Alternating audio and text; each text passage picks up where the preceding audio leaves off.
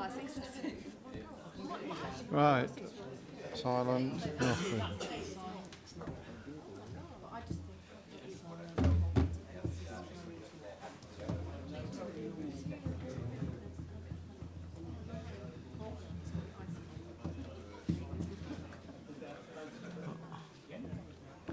We've been throwing that out then. No, it's very innocuous. I literally just put it in my car, and there was this hard, I can't remember, it's a tow bar section, and it just landed on there. Yeah, that's what Yeah. So I'll get it repaired, or I'm thinking about getting myself what I call a surface gun, which is a bit like that sort of size again. At least I can. I had an iPad and got a little chip on the side and it went straight across. And I got a screen off eBay and tried fitting it, and it sort of worked as a fashion, but wasn't right. It's never the same again. I've done it successfully with a phone a couple of times, but not an iPhone. But,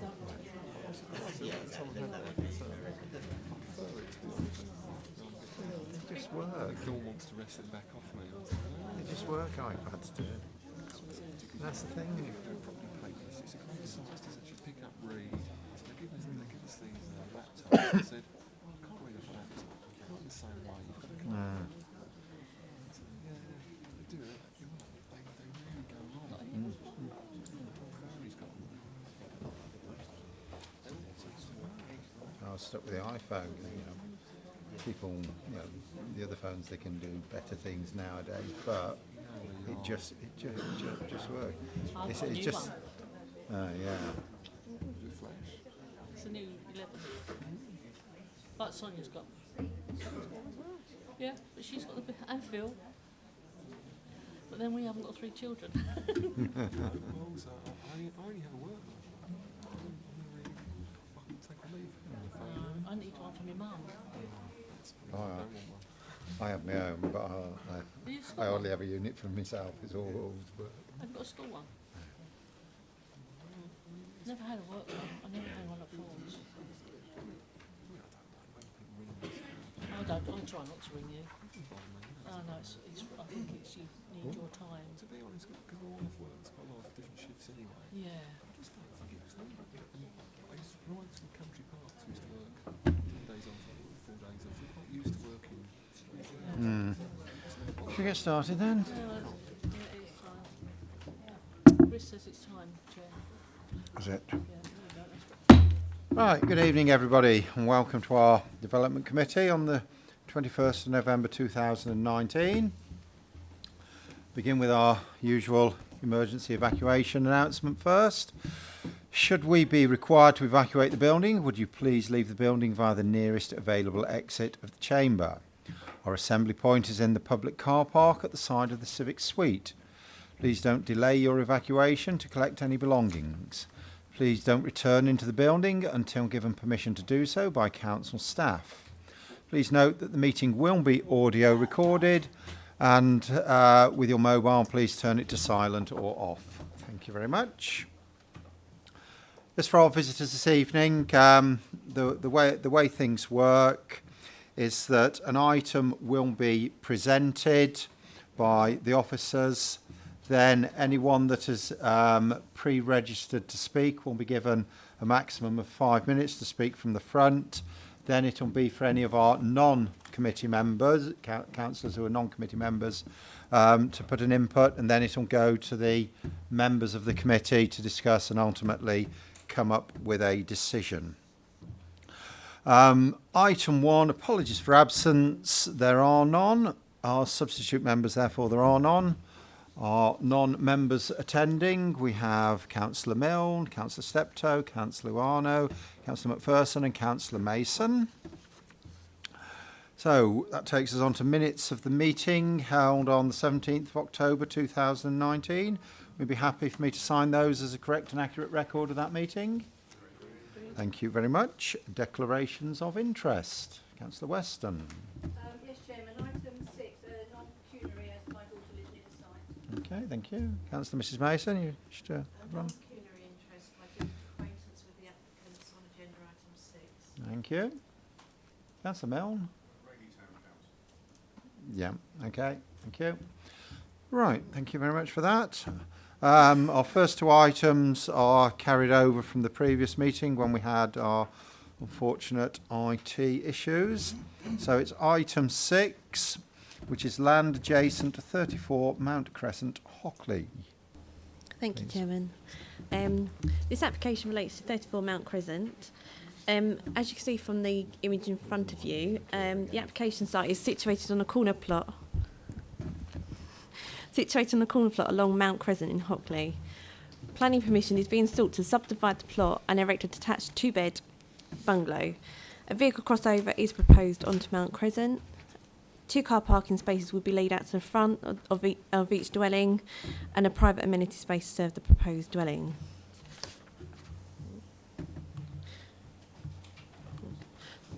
Just going to show the application plan. So this relates to the proposed bungalow itself. It's considered that the scale, bulk, layout and height and appearance of the proposed dwelling is comparable to surrounding properties within the street scene. It's also considered that the scale and distance from the proposed dwelling to the existing surrounding dwellings is not considered to have an impact upon neighbouring properties in terms of overlooking or overshadowing. Moving on to the actual vehicle access and car parking itself to the property.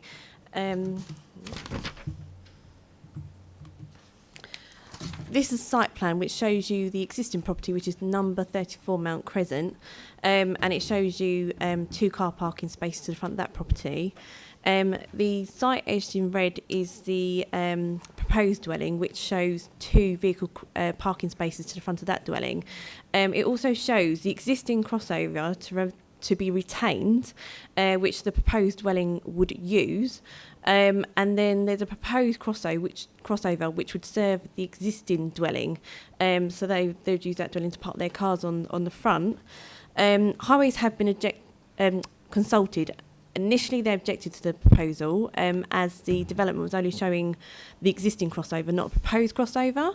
However, this plan here in front of you is an additional plan which has been revised and shows you that a crossover has been proposed to serve the existing dwelling. So they no longer raise any objections to this proposal, and therefore the application has been recommended for an approval subject to conditions. Thank you. Thank you. We have 2 speakers registered on this one. Mr. Barker, would you like to come forward? Just turn the microphone on. On the clock. Maximum 5 minutes. I'll let you know when you're useful. Thanks. Okay, thank you. Just want to reiterate the points made by Katie there, that comments raised by Councillor Eaves in regards to the application are related to a previously issued document by Highways what's been superseded. The document issued was incorrect due to a mistake, obviously a miscommunication between. This has since been rectified, and a new document issued by Highways, Essex Highways and the senior planners are now in agreement that the application is policy compliant. I would like to ask all the committee members to please look at the documentation issued, not the documents issued in error. So, thank you. Thank you. That's it. Thank you. Lovely. And then next one is Tracy Wade. This one.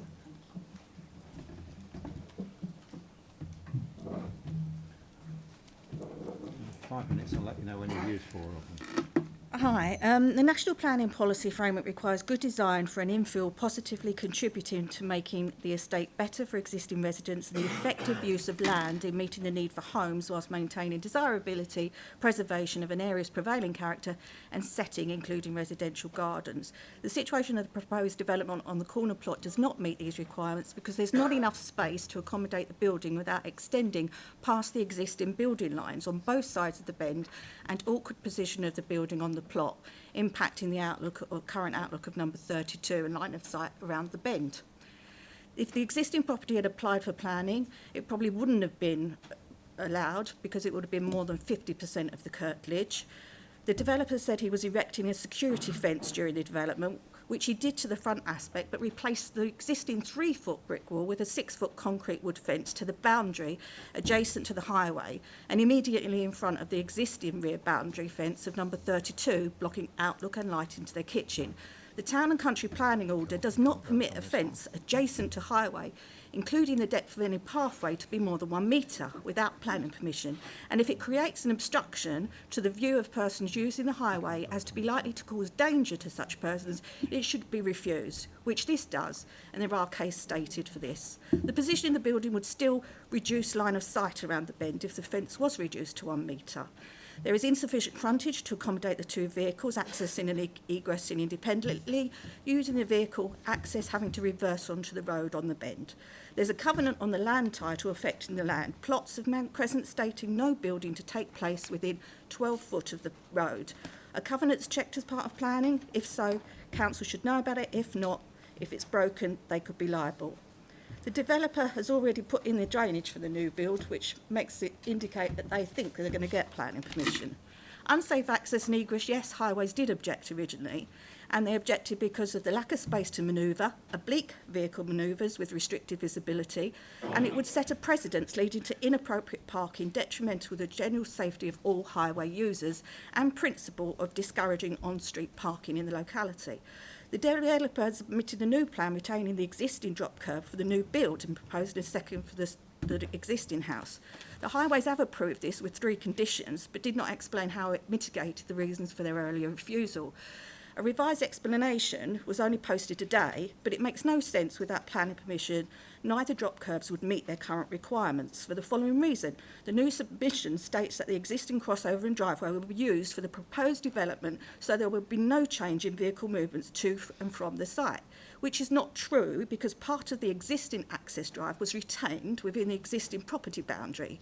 This means the existing drop curb is not in front of the new plot and a vehicular access cannot overlap another property's boundary, so it would need to be moved by 2 to 3 curbs towards the blind bend.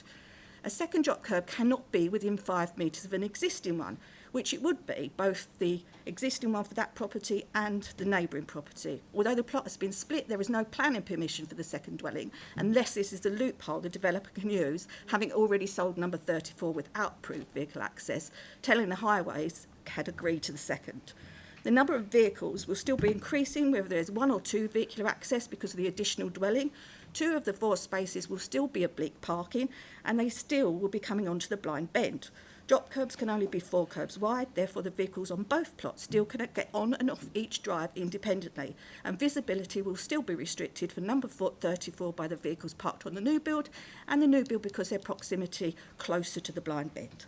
Highways' assumptions that the nature of the road equals low vehicle volume and speed is incorrect. Cars fly around the bend, especially delivery and carers who are on a clock. The fact that the majority of residents already have to reverse off their drives is because the buildings and roads were not built with the current vehicle volume in mind. Parking restrictions are adapted by using the front park gardens for parking, but they are not on the blind bend. Highways suggesting that because it's expected the plans are acceptable is irrelevant and cannot be used and should not be used as a precedent, and road traffic accidents do not support their assumptions.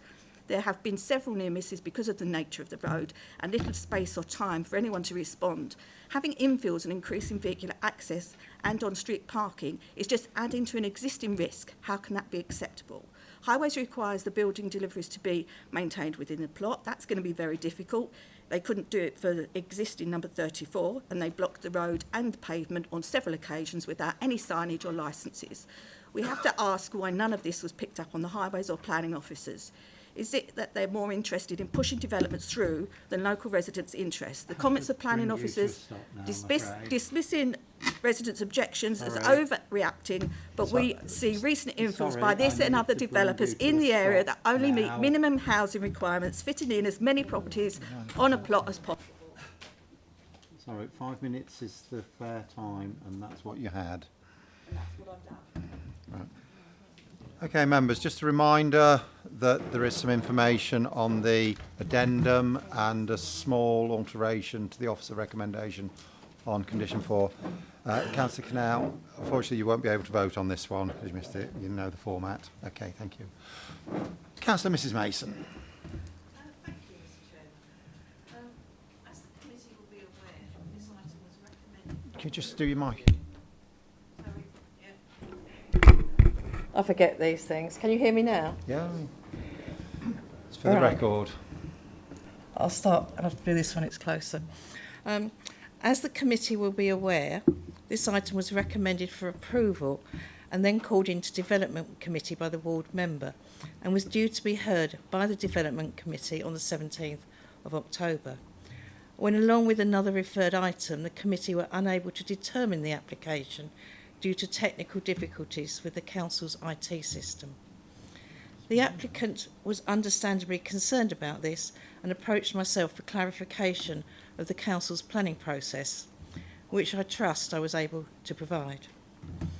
However, looking in detail at the application, I could see why Councillor Eaves had raised concerns regarding the highway aspect of the application. As demonstrated by the officer's presentation and detailed in the report, the proposal is for a modest bungalow in keeping with the surrounding area. And I am sure that we are all aware that this type of property is much needed in our district. That said, we need to be aware of our own policies and guidelines, giving appropriate weight to any material planning matters. I have visited the site and there is no issue regarding bulk and mass, and from a visual amenity perspective the proposal sits well within the street scene. Neither could this be considered backland development. It is not green belt. In short, it meets the National Planning Policy Framework and our core strategy as detailed in the officer's clear report. I note the comments on page 6.5 regarding the soft landscaping, and I am sure that the applicant will consider providing the maximum soft landscaping possible around the curve. Indeed, the only issue seems to be with the highway aspect, and the proposal has been approved by Essex County Council, who are the highway authority on this matter.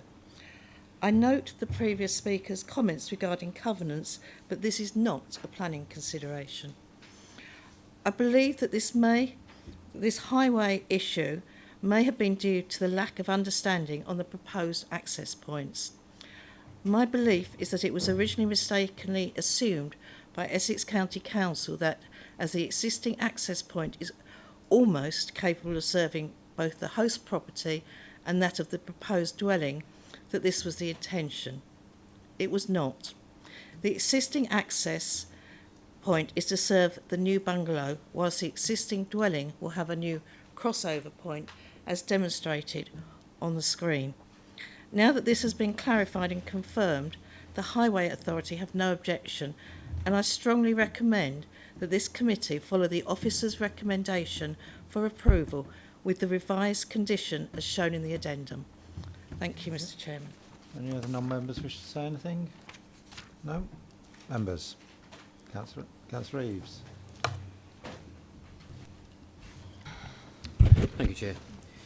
I called this in primarily because of concerns that I had on the apparently conflicting reports that we had. The reports that we've had from highways do reflect two completely different summations.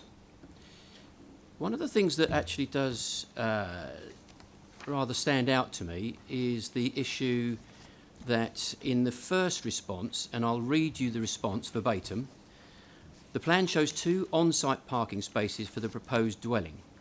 However, use of these spaces would be very difficult due to the lack of space to manoeuvre. Now this is important, this next bit. Furthermore, the fact that both dwellings would be accessed. So what we are looking at there is 2 scenarios. The first half of this talks about the lack of manoeuvre on both places, and then furthermore, as another issue, that they were actually being accessed from a single vehicular crossing. That issue of the both dwellings being accessed from the same vehicular crossing has obviously been easily dealt with. However, the use of the spaces with a lack of manoeuvre on there, I believe is still an issue. And one of the things that was pointed out, and in particular in writing, on that first response, was the fact of parallel parking to the footway would require oblique vehicle manoeuvres with restricted visibility. Now, that has not been dealt with on either the existing plot or the new plot. And in actual fact, if members look at the plan that is on screen at the moment, you will be aware that the proposed site and the existing site both do not give freedom of movement to both cars. It's only to get the second car out, in both cases, you'd have to move the first car. So I'm rather puzzled how it is that the second response from Highway, from a different officer, then comes to a completely different conclusion that it's okay. So that is one issue. The other issue is along the lines with the second response. Now, this is something that I'm not sure how committee can deal with this, but it does actually state, because of concerns raised by the residents in the area regarding delivery vehicles and various workers' vehicles in the area, that they have put a condition on there which basically dictates that any vehicles associated with the site and any delivery vehicles must be sited on the plot. Now, it doesn't take a genius to realise that you are not going to get any of them on the site. So I am puzzled as to how it is Highways actually think that they're going to deal with some of these issues, which they have actually highlighted in their first response as being a health and safety issue, by actually suggesting that they put in a clause which is inoperable. I'd be interested to hear further members' comment on that before I make a conclusion, if I may. Councillor Stanley. Thank you, Chairman. One thing that draws my attention is the boundary to Mount Crescent on the corner alone, as this does not give visible access for drivers in that northerly direction. I wonder if again, is there something we could do in relation to the height of the fence line on that boundary line to give much more visibility? Yeah. Members, the discussion is quite clearly regarding the highway issues, the access and so on. Highways have looked at this application and quite clearly they have said they have no highway safety concerns and are content. So that is where we are at this moment in time. So Councillor Eaves, you did ask if you could just finish off, and we'll do that and then. Yeah, thank you, Chair. Decide on this one. I must admit this one has given me a good deal of thought, going backwards and forwards and talking to the officers about it. And I do have reservations about the fact that you have two different highways officers who've come to two different conclusions, and one says yes, one says no.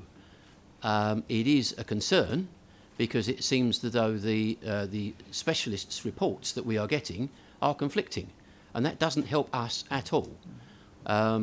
My feeling is that there should be conditions put in here, much along the lines as Councillor Stanley has suggested.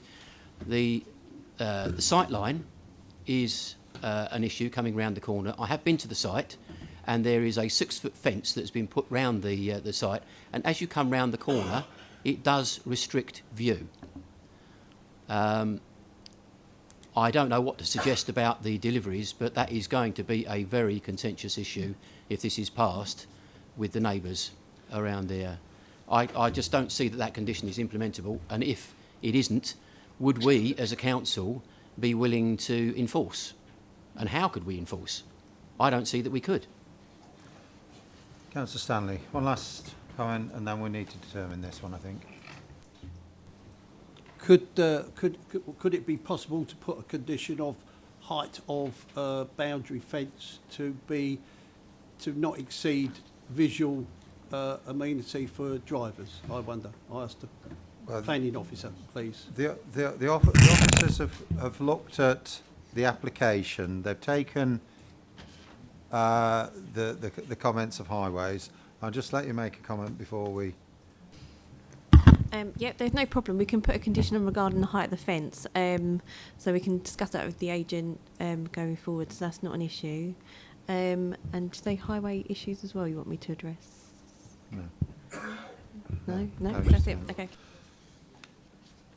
Right. So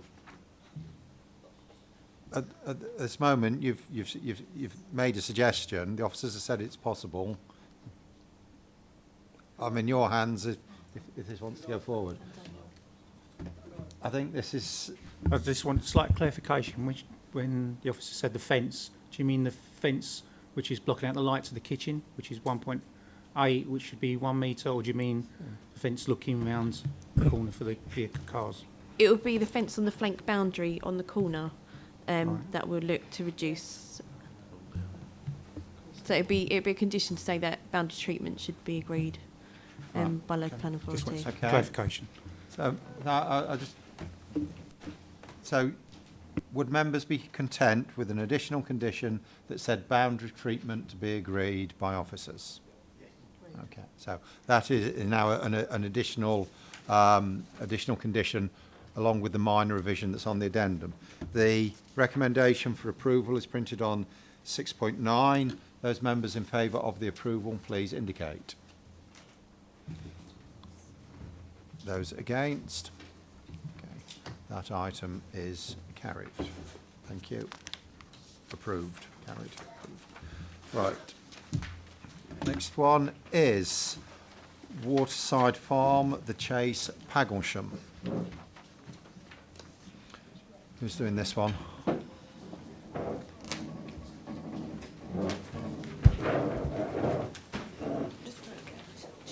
In a minute. Officer's presentation first, but you can take a seat if you wish. Is that Mr. Ford? Oh, it's Mr. Ford first. Oh, no, do you mean to get... No, it's on... I've got it on... No, it's okay, just go to the existing...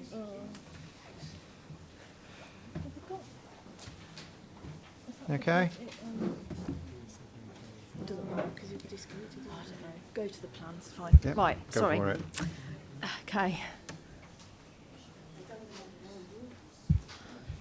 Can I bring the location plan up first, in absence of the... It's all right.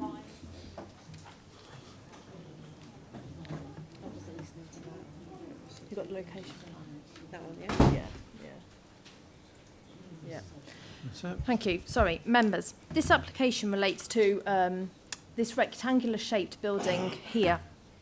The applicant seeks to change the use of this building to form 2 holiday lets. The site is to the south of the main settlement of Paglesham East End, which is just off the plan here.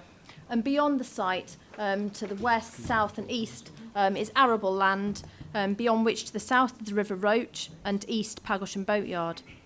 The site is accessed by a narrow gravel track which leads up to residential properties that front the track close by, namely Orchard Cottage and Chase Cottage. If I can take you to the existing plans.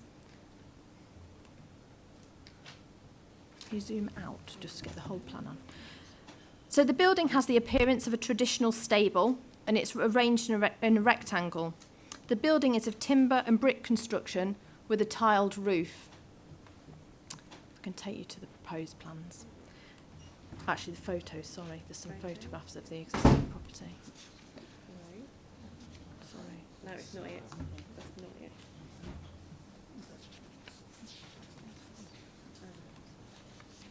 Oh, yeah. There you go. So these photographs show the general appearance of the building as it stands today. Members will see, if we scroll just down through them, that some minor repairs externally would be necessary, but generally the building is of a substantial and permanent construction. The building has permanence in the landscape already. If I take you to the proposed plans, members will see that the proposal is to convert the building into 2 holiday lets. One would be a 2-bed property and the other 3-bed. 2 modest extensions are proposed. If you can just scroll down on that plan. These are internally sort of within the courtyard area.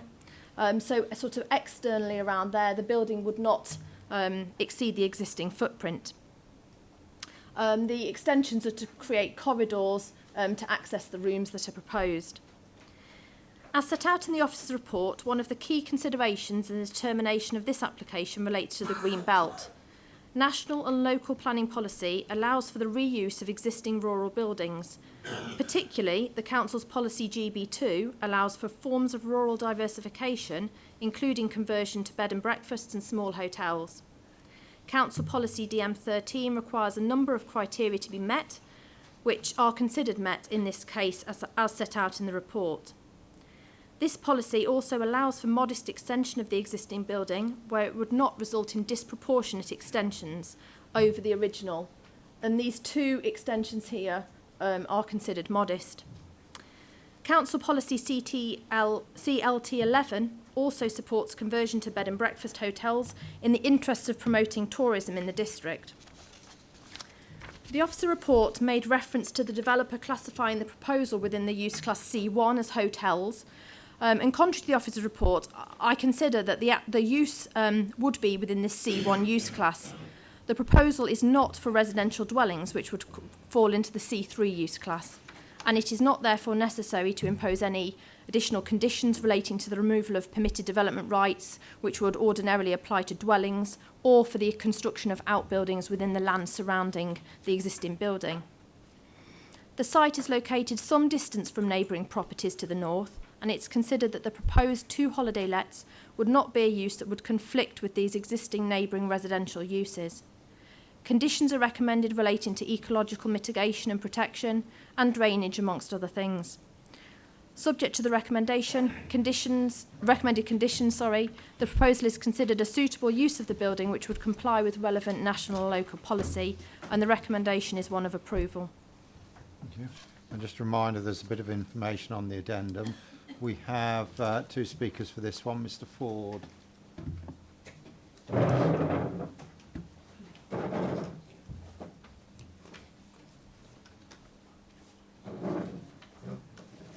Maximum 5 minutes. Let you know when you've got a minute to go.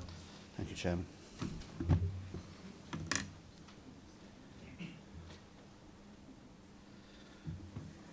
Thank you. I'm Russell Ford, Chartered Town Planner, and I represent the applicant in this current application. It is recommended for approval. All the issues are set out for you in some detail in your officer's report. Every conceivable question is asked and answered positively, leading unequivocally to the conclusion that planning permission should be granted. In my wide experience of this type of scheme, I would say this application in particular is a relative gem, and it deserves your enthusiastic support. It fuses together so many aspects of local and national policy and offends none. This honest-looking traditional building has rested easily in the landscape for some 150 years. It is vernacular in form with traditional materials and some historic interest, but yet it is tired and in need of a new purpose.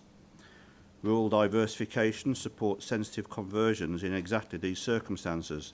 Small-scale rural tourism through conversion goes hand in hand with building regeneration, rural economy and green tourism policies. It is part of the Council's strategic vision to promote the district as a tourist destination. East Essex is rich in natural history, possesses nationally significant coastal resources and has beautiful landscapes. The prevalence of ecotourism has never been more pronounced than in the current age, where the fragility of the planet is better understood. The current proposal is a microcosm of that bigger picture, with people increasingly wanting a countryside experience for its own sake. There is a historic net undersupply of overnight accommodation in this sub-region. The architecture is sensitive to the character and history of the building. Existing openings are revised or replicated in similar kind. To the extent that some domestication takes place, this is mostly concentrated within an internal courtyard. The traffic generated would be a fraction of that experienced from reasonable alternatives, say for example an 8 to 10 horse stable or a Class B1 office or workshop conversion. The existence of barn owls and the potential for bats is seen as a positive asset for the site, and the mitigation provisions within the building design and landscape strategy seek only to enhance and promote the ecological provenance of the site. Flood defence, flood monitoring, flood resilience, flood response measures are all mindful of the detailed context of the site and have been considered sound and therefore acceptable by the Flood Risk Authority, and they've confirmed that in writing. In fact, all statutory consultees are in support of the application, including no objection from the Parish Council. Taking everything together, the proposal ticks every box in relation to sustainable, sensitive development, fitting in its context.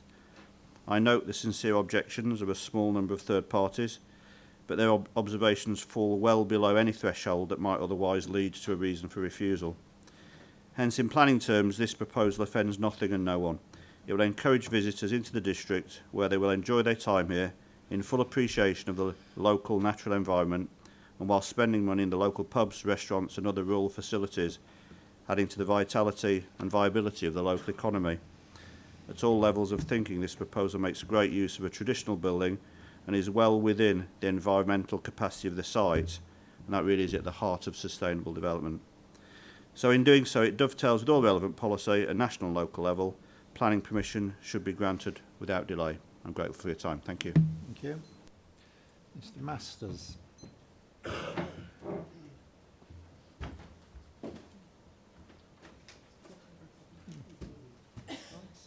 Maximum 5 minutes.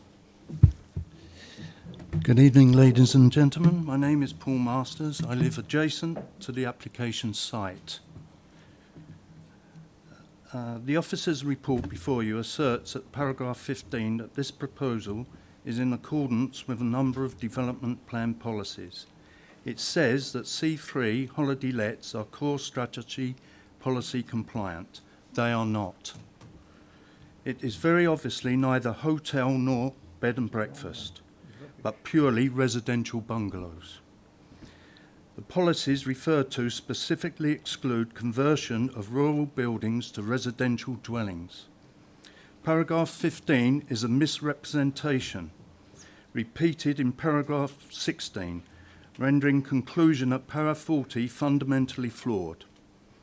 Further, the applicant has not demonstrated any special case or demand for holiday let dwellings. Whilst the local pub attracts local patronage, it is not reasonable that people would stay over to visit it as a tourist attraction. The report also suggests that the building will remain within the existing footprint. This statement is misleading, as it takes no account of extending the access track and addition of the domestic paraphernalia, garden enclosures, car parking, etc., all of which will affect openness in dark sky and coastal protection zone, where core strategy only allows development that must be located there. Regarding the access gate for the proposed development, this has not been addressed by the officer's report, but it is inappropriate, being in close proximity to our bedroom. That will cause noise disturbance with people coming and going at all times. This will greatly interfere with access. Further, regarding current access, track leading to our homes, this is loosely made and needs constant maintenance and repair. The track is owned by the applicant, who had a covenant written into our deeds to have the overlying control for this purpose. However, this has generally fallen to us to do. Only this year we received letters from the Council Refuse Department to say access couldn't be gained due to overgrowth of the hedging along the track. One of our neighbours tried several times to contact the applicant without response, and so once again it singularly fell to us to sort out. The point here is that should the applicant be successful with planning approval, there will be increased wear and tear due to the holiday let business, with no guarantee that once in place the applicant will maintain access any more than he does now. This also begs the question, why should we pay for a business amenity? The development is also out of NPPF in terms of sustainability and other impacts such as risks to the existing Barnell. In addition, this is a high flood risk area. The applicant is incorrect in stating this area has never flooded. I believe the committee is now in possession of testimony from a local resident born and bred in Paggleton, stating that this field flooded in 1953 and in fact was the only part of the village to do so. Bearing in mind both the current national flooding crisis and the global climate change crisis, we believe this reason alone is sufficient to refuse the application, aside all other policy contradictions. We have been advised the application is contrary to a suite of local policies and that the planning court would agree. But even if permission survives that test, members should appreciate that the likely viability of these holiday lets is poor. So what they will be effectively doing is paving the way for the applicant to later achieve 2 open market dwellings, citing other policy that brownfield land as it will become and suitable for that use. Thank you, ladies and gentlemen. Thank you for your time and thank you for listening. Thank you.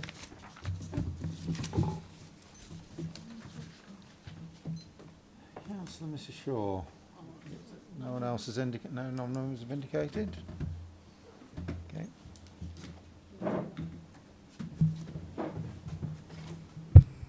Thank you. I've called this in because this site has been identified on the Environmental Agency flood maps as Flood Zone 3. For new applications for residential developments, this would normally require that the applicant has demonstrated that the sequential test has been passed. In addition, the exemptions that test which ensures, for example, there is a safe means of access and egress in the event of an evacuation. Referring to the NPPF, paragraph 155 onwards. I've got it here.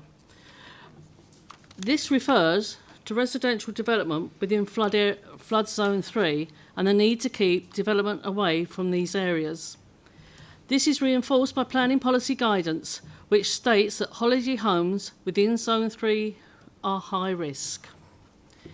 This is understandable, as if we consider this application, we are bringing people into this part of the district, many of whom will be unaware of flood and its risk. Moreover, not be on the Environment Agency's flood risk register, where early warning systems are given. And we've had this around the country already. In essence, if we approve this application, we are putting lives at risk. Not only the people that are potentially staying at the proposed development, but also the emergency services, rescue emergency services, that would put themselves in a way of harm to instigate a rescue. Thank you. Councillor Stanley. Thank you, Chairman. There's two items here which I would like to get answered by the officers. One is it's in a metropolitan green belt, and previously it was for the stabling of horses and what have you. It disturbs me to think that if this is no longer in use, it should be turned back to metropolitan green belt. Obviously, the buildings have got to be some measure of maintenance or reformation of the premises, and this includes that there isn't substantial flooring in there that would have to be taken out and redone. The whole thing would have to be redone in complete for habitable use. The other thing is, how long are these units going to be used for? Are they temporary units where they would have a limited time of occupation, or are they going to be occupied continuously?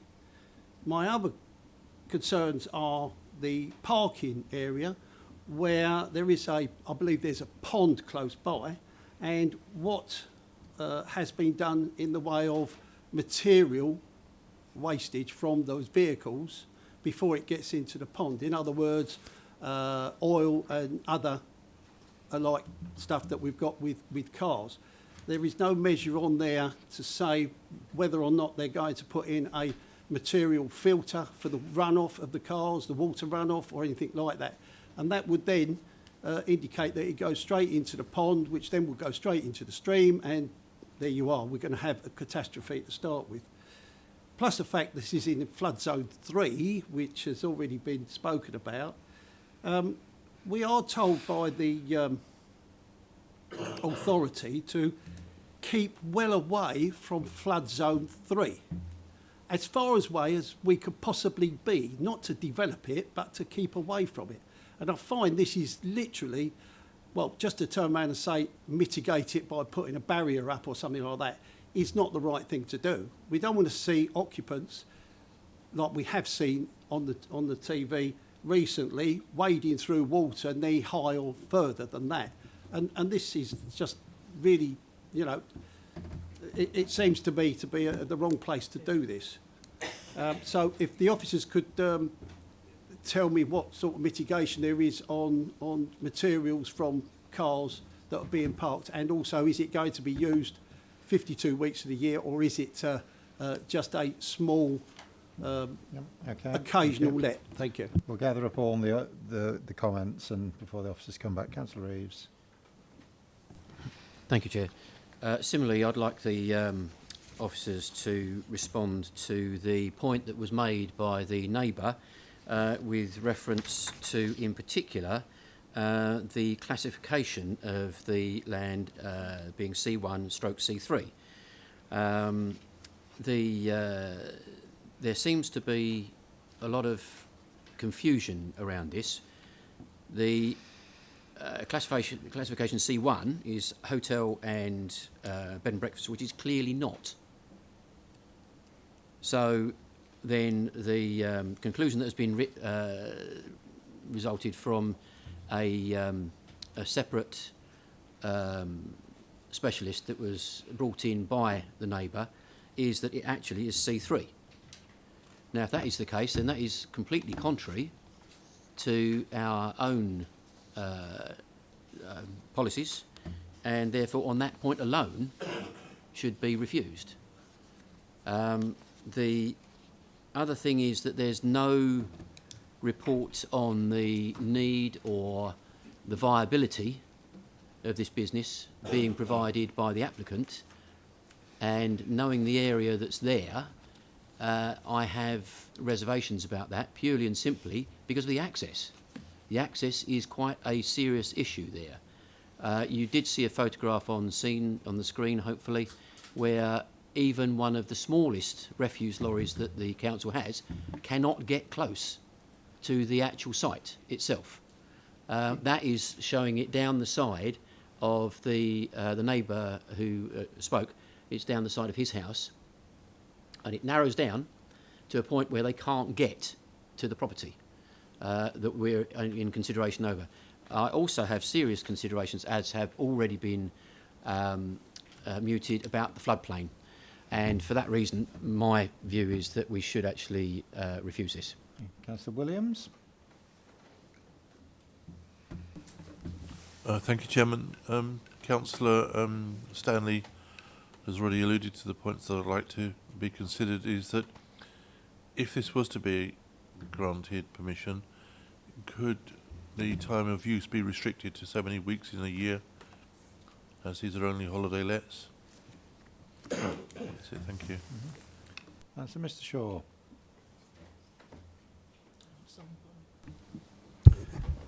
Thank you, Chairman. I've got a point to bring up and also a question. It's been noted that this is a floodplain, which they accept, because we're looking at paragraph, or page 7.7, paragraph 18. They're saying that the units are going to be on one level with a small first floor flood refuge. They're already saying they accept that there could be flooding there, which seems a bit ridiculous. Also, anybody who knows this area, the plough and sale is often bought up at flood forums with the flooding that's there. It's been going on for 3 or 4 years there.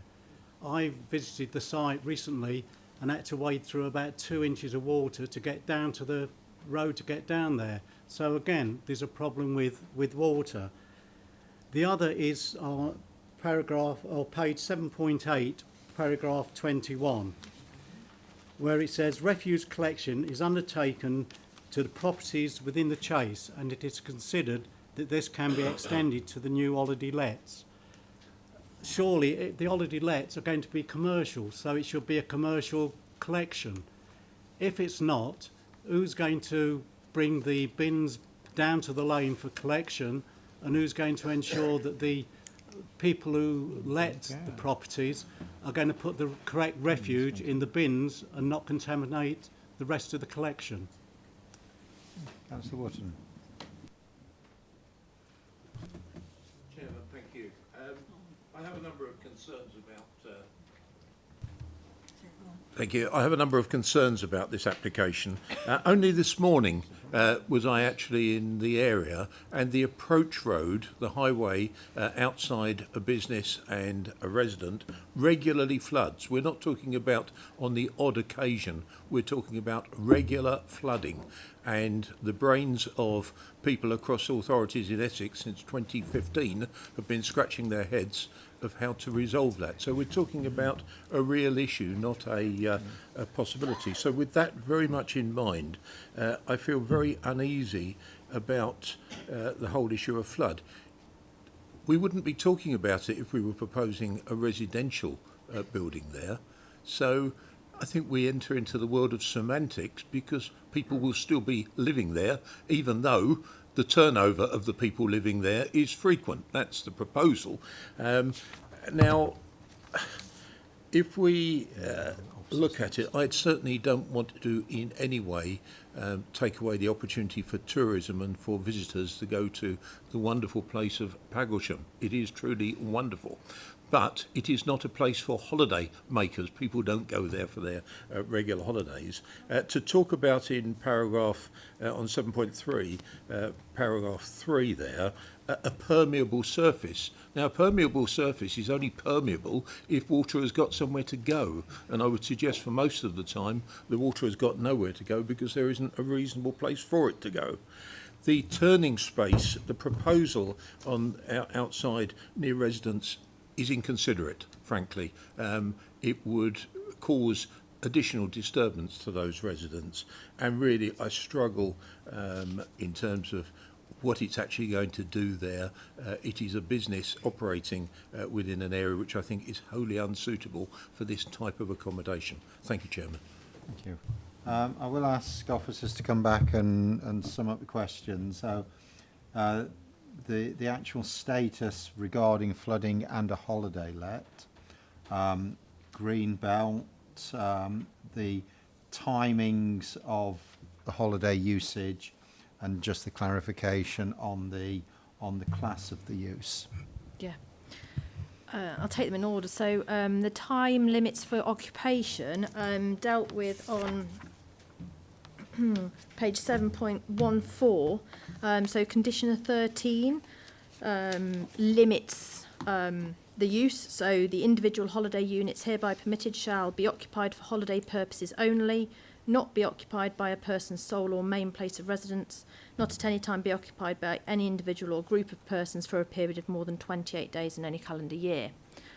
In relation to the concern about the potential oil and other sort of particles coming off vehicles on the proposed parking area, we have a condition 6 relating to surface water drainage.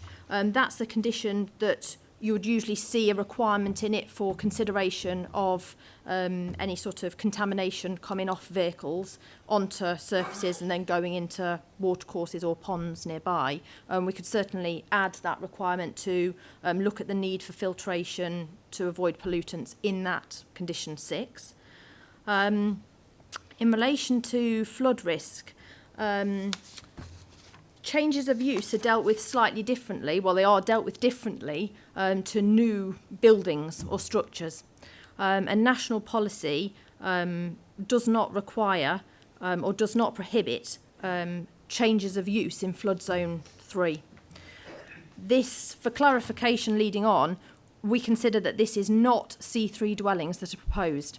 C1, we say that this accommodation would fall into that category, and condition 13 sort of reiterates that point. What we could do, just to belt and braces approach, is to add into condition 13 for the avoidance of doubt that this relates to C3 use and not C1 type use, not C3. There has been no report on a need for viability because our policy does not require it. So the local policy or national policy doesn't require us to consider whether there is a need for this type of use. It's the applicant's risk, as it were. So this is a business proposition, a venture. They hope it's successful, but they don't need to demonstrate that there is a need. Okay. The access for lorries, I think we've mentioned that leading on because we had some more clarification as to the refuse collection. It's a commercial use that's proposed, so the applicant would be required to make arrangements for the collection of the commercial waste from the site. I think that just about deals with all the questions. Yeah. So members, we've heard from the officers that whether you're liking this or not, it's policy compliant. Councillor FD. On 7.821, it's got it says new access track. Can you show me on the plan where the new access track might be? Not on this one. It'll be on the plan view. Because I can't see it on the paperwork. All I can see is the old access track. Sorry, yeah, zoom into there. So this plan is orientated northwards that way. So what you've got is the existing access track here, and off that, within the application site, would be the parking area. So immediately at the end of the access track, and then sort of path created to the central sort of courtyard area, and the parking is in and around that area there. I'm not quite sure. So it says refuse collection is undertaken to the properties within the chase and is considered that it can be extended to a new holiday lets if required via a new access track. So you're saying it's an access track actually past where the access is from the chase? This wouldn't be part of our normal domestic waste. This would be a separate contract, separate arrangements, could come in the back of a transit van. I'm just trying to work out where they're talking about where there might be a new access track. So my understanding is this is the access track that leads from the sort of main settlement of Pagos East End southwards. This track exists, and the refuse collection would be, and the access to the site for holiday makers would be via this existing access track, with the additional creation of the sort of parking area just to the northern boundary there. So what I'm getting out of that, this bit here doesn't really mean anything. Whereas new access track is not going to be a new access track that I can see. It's just the little bit from the end of the existing to the property, isn't it? Yeah, I think in terms of maybe some means of turning here, but no, this track exists, and it's anticipated that this is the track that will be used. Yeah. Okay. Councillor Shaw, you want to come back? Listening to all members' comments, I would actually like to, and I'll take them into full account, I would actually like to propose this to be refused.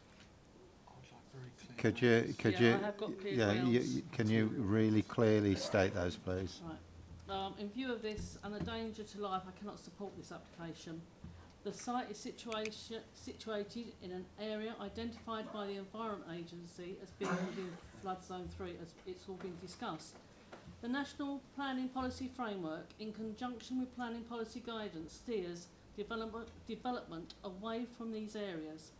The applicant has failed to demonstrate by means of flood risk assessment submitted that climate change factors have been taken into full consideration.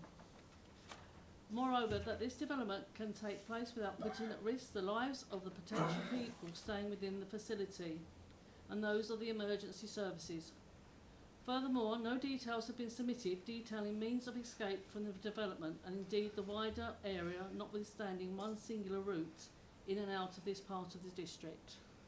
Thank you. I must say, I hear what you say, Councillor Shaw, but the policy that we have, as clearly defined by officers, and I'll refer to officers in a moment, clearly says this is acceptable. If this was a new build, I could understand your reason, but it's not. Would you like to just expand on that? So, national policy on flood risk is very restrictive in flood zone 3, where you are building new buildings, particularly where those buildings are for residential use. But this application isn't that. This application is seeking to change the use of an existing building, and that, in terms of national flood risk policy, is appropriate. The use of the building is for holiday lets, and that, in national flood risk policy terms, is different to residential dwellings. So yes, flooding would cause problems and inconvenience, but in national flood risk policy terms, it is not somebody's main residence that would be damaged by the proposal. It's somebody's holiday that potentially would be cancelled. So the applicant has to take that risk on board, but this application is appropriate in flood risk terms. Councillor Stanley, you wanted to come back? Yes, please. Thank you, Chairman. Well, I understand all what you've said, but this is Metropolitan Green Belt, and as far as I'm aware, there are no special circumstances where this can be taken through. It is a stable, and it was meant to be a stable. Now, if it's not going to be used as a stable, like I've said before, there are no special circumstances where this can be converted for the benefit of the public and of anybody of horse riding fraternity or anybody like it. And that's the reason why it is a stable, because of the conditions where it is put. It doesn't matter if it does flood. I know, I hear what you say. I take it entirely what you say, but this is going to be residential. And without a fact, and if this does not work, if this You cannot say, Councillor Stanley, that this is going to be residential when clearly the application in front of us is for a holiday let. Yeah, that it's is residential as a holiday let, is it not? Can I come back? I mean, are we not well, using it as a residential? I think what members need to be really careful about is that what we are doing here is not making a decision about whether we like this, whether it sounds appropriate or not.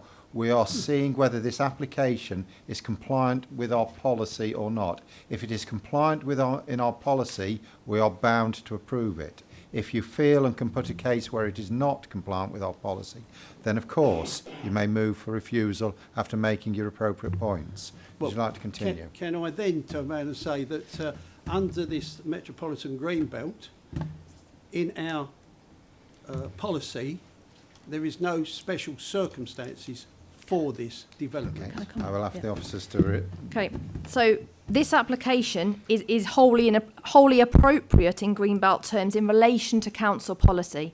So there are a number of Greenbelt policies. So GB2 sets out, and that's a Greenbelt policy, sets out that the council will allow forms of rural diversification, including conversion of existing buildings to bed and breakfast and small hotels. Council Policy DM13, also a Greenbelt policy, allows for reuse of existing buildings in the Greenbelt of substantial construction, which this is subject to a number of criteria being met. Those criteria are taken through in the officer report, but all are met in this case. There is no need for the applicant to demonstrate very special circumstances. They're only required if the proposal is inappropriate in the Greenbelt in the first instance, but this change of use is appropriate according to the Council's Greenbelt policy. Thank you. Councillor Reeves. Thank you, Chair. I think one of the things that's been missed in the discussion that has come here has been a point actually brought up by the neighbour, in that their bedroom is right next to the driveway. We have seen the plan for the car parking. There are 5 spaces. So it's not unreasonable to think that at some point in time, someone who might come along to use this place here would turn up in convoy and there'd be 5 cars lined up outside the neighbour's bedroom. I think it is unreasonable of us to actually allow that to go through. There is a very simple way of actually dealing with this, where on the approach road there's no reason why the gate, if we do decide to actually give this the okay, then there's no reason why the approach lane there cannot have the gate that is at the top of the gate of the approach there moved to halfway down, in consideration of the noise issue for the neighbours. Thank you. Did any other members indicate? Right, members. We have a officer recommendation for approval printed on 7.12. A little bit of information on the addendum, but no fundamental changes there. Councillor Reeves. Can I propose the amendment for the gate? Okay. Would you like to? Yeah. We'll just take a bit of advice on that.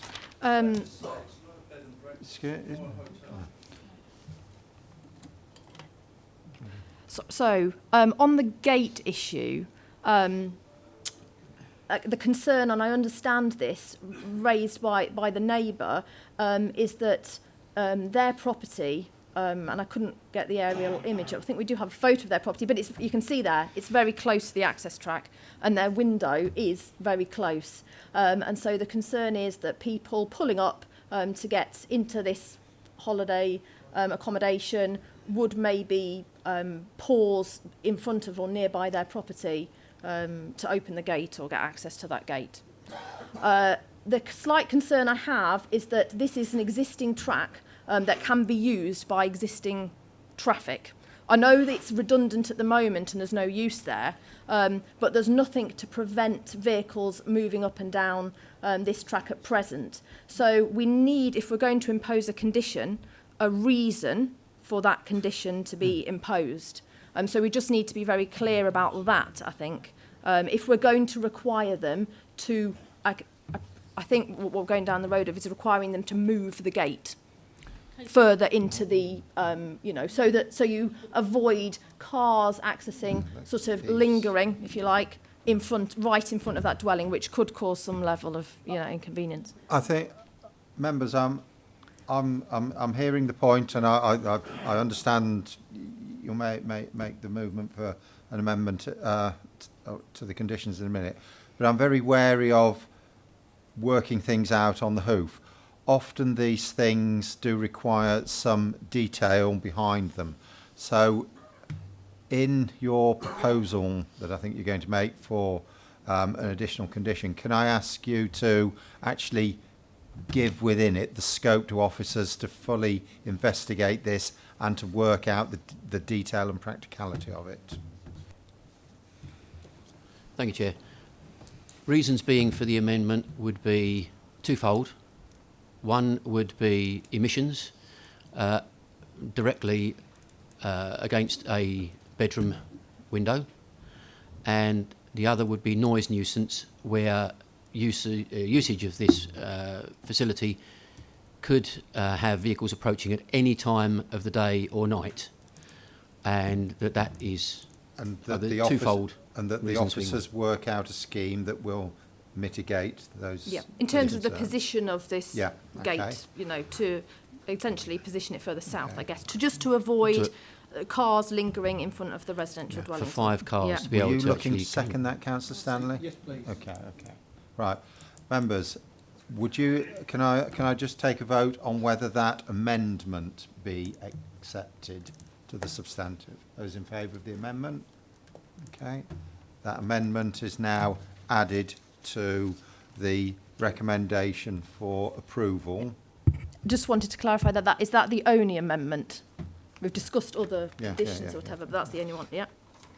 Plus what you said, you were going to add some detail regarding adding the detail in relation to condition 6 in terms of the particles. And there was one more that you wanted to firm up on 11. Yeah. That was just... Okay, so those members in favour of the approval with the small...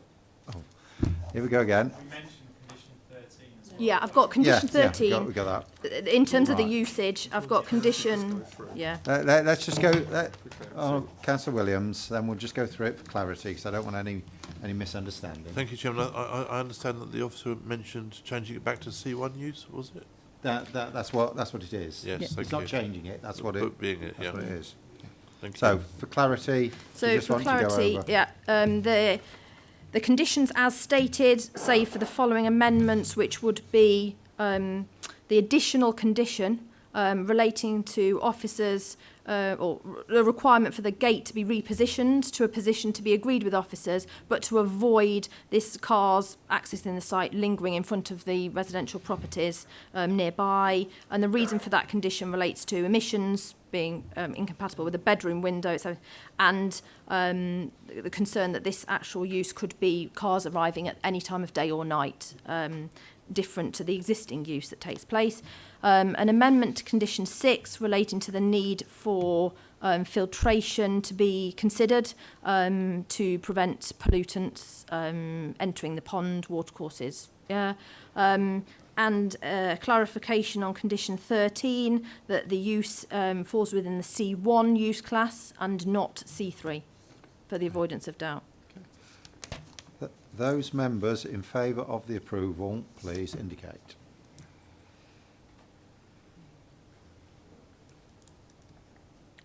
Those against? Thank you. That item is approved. Oh, Councillor Reeves? You have stayed. Yeah. Right, thank you very much, members. That's last month's business dealt with. Item 8. Land to the rear of 3 to 45 Alexandra Road, Great Wakering.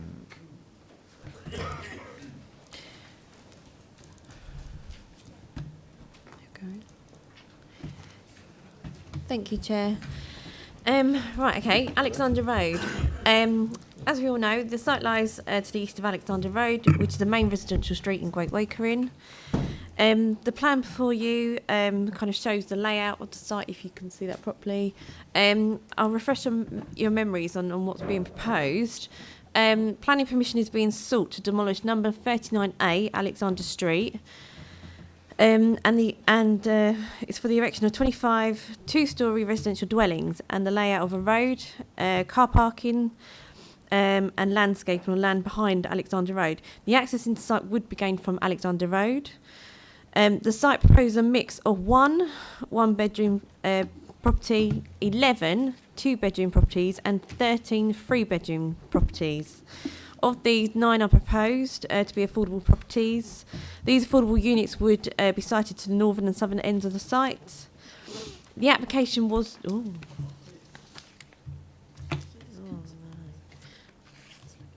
Yeah, sorry about that. The application was deferred from the previous development committee held in October. It was deferred for the following reasons. 1 being a substation, 2 construction hours, 3 open spaces, and 4 angular water comments. If I zoom in on this plan, you might be able to see the substation that I'm going to discuss. Sorry. Oh, why can't I get it to move? Oh.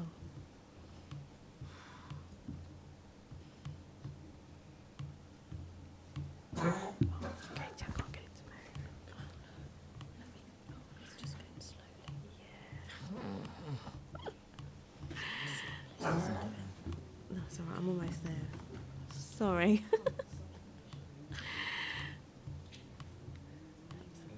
Right, there we go. Sorry about that.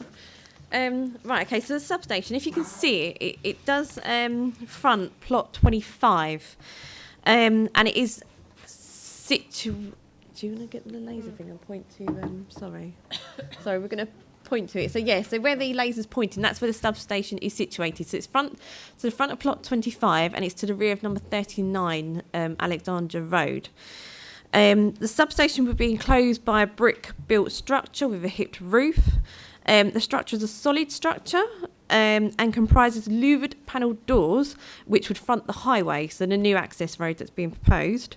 The substation has been designed in accordance with UK Power Network guidance. This guidance recommends that a fully enclosed brick-built enclosure with a tiled roof can be situated a minimum of 1 metre from a habitable space. So I did have another plan for you, but unfortunately it hasn't loaded tonight. But that substation is situated 1.4 metres from the front of plot 25 and is situated 22 metres from the rear of number 39 Alexander Road. Like I say, that is in accordance with the UK Power Network guidance. Additionally, vegetation and a fence would surround the substation, which would soften the appearance and would help diminish any noise impact. The louvered doors would point away from neighbouring properties, which would also attenuate any noise emanating from the substation. The mitigation measures proposed are over and above the requirements. It is therefore considered that the substation proposed is acceptable. Moving on to construction hours, these have been reduced slightly to 8 a.m. to 7 p.m. Monday to Friday, and 8 a.m. to 1 p.m. on a Saturday, so no work Sunday or bank holidays. The timings proposed in Condition 21 are in accordance with the Environment Protection Act 1990 and therefore adequate. The open space, there was an open space plan that I was going to show you, but again, due to technical issues, it's not been uploaded tonight. That plan showed the nearest parks and open spaces. So it showed the nearest park to be Great Wakeland Recreation Ground. It did also illustrate the football grounds, allotments nearby, but walking distance from the recreation grounds about 5 minutes from this site. So it is considered to be in accordance with council policy. There are open spaces nearby for people to go and play, dwell, whatever they wish to do in open spaces. So those spaces are considered adequate. Moving on to Anglian Water. Comments were made previously about a response that was received from Anglian Water. Further discussions have been had with them. The response received was a standard response. They confirmed a desktop study has been carried out and the development may lead, they said that flooding may occur downstream. However, this cannot be confirmed if this were to be the case or where it may be. This is because Anglian Water operate under a different legislation to planning. They operate under the Water Industrial Act 1991. Like I say, this is separate to planning. If planning permission was forthcoming, then Anglian Water would, as a next step, engage with the developer and would undertake further works such as hydraulic modelling of the area. This would then ascertain accurate estimates of water levels and flood extent for rivers and watercourses. Obviously, notwithstanding that, it is considered by Anglian Water that given the size of the development, the impact of development on the surrounding water networks would be insignificant. However, they do need to carry out further works to establish this. And conditions have been recommended to carry out on-site drainage and surface water strategies to establish a pumped rate and any mitigation measures to prevent flooding outside the site if it were to occur. So the application is still recommended for approval, subject to conditions. Thank you. Thank you. We have two speakers on this one. Mr. Holmes.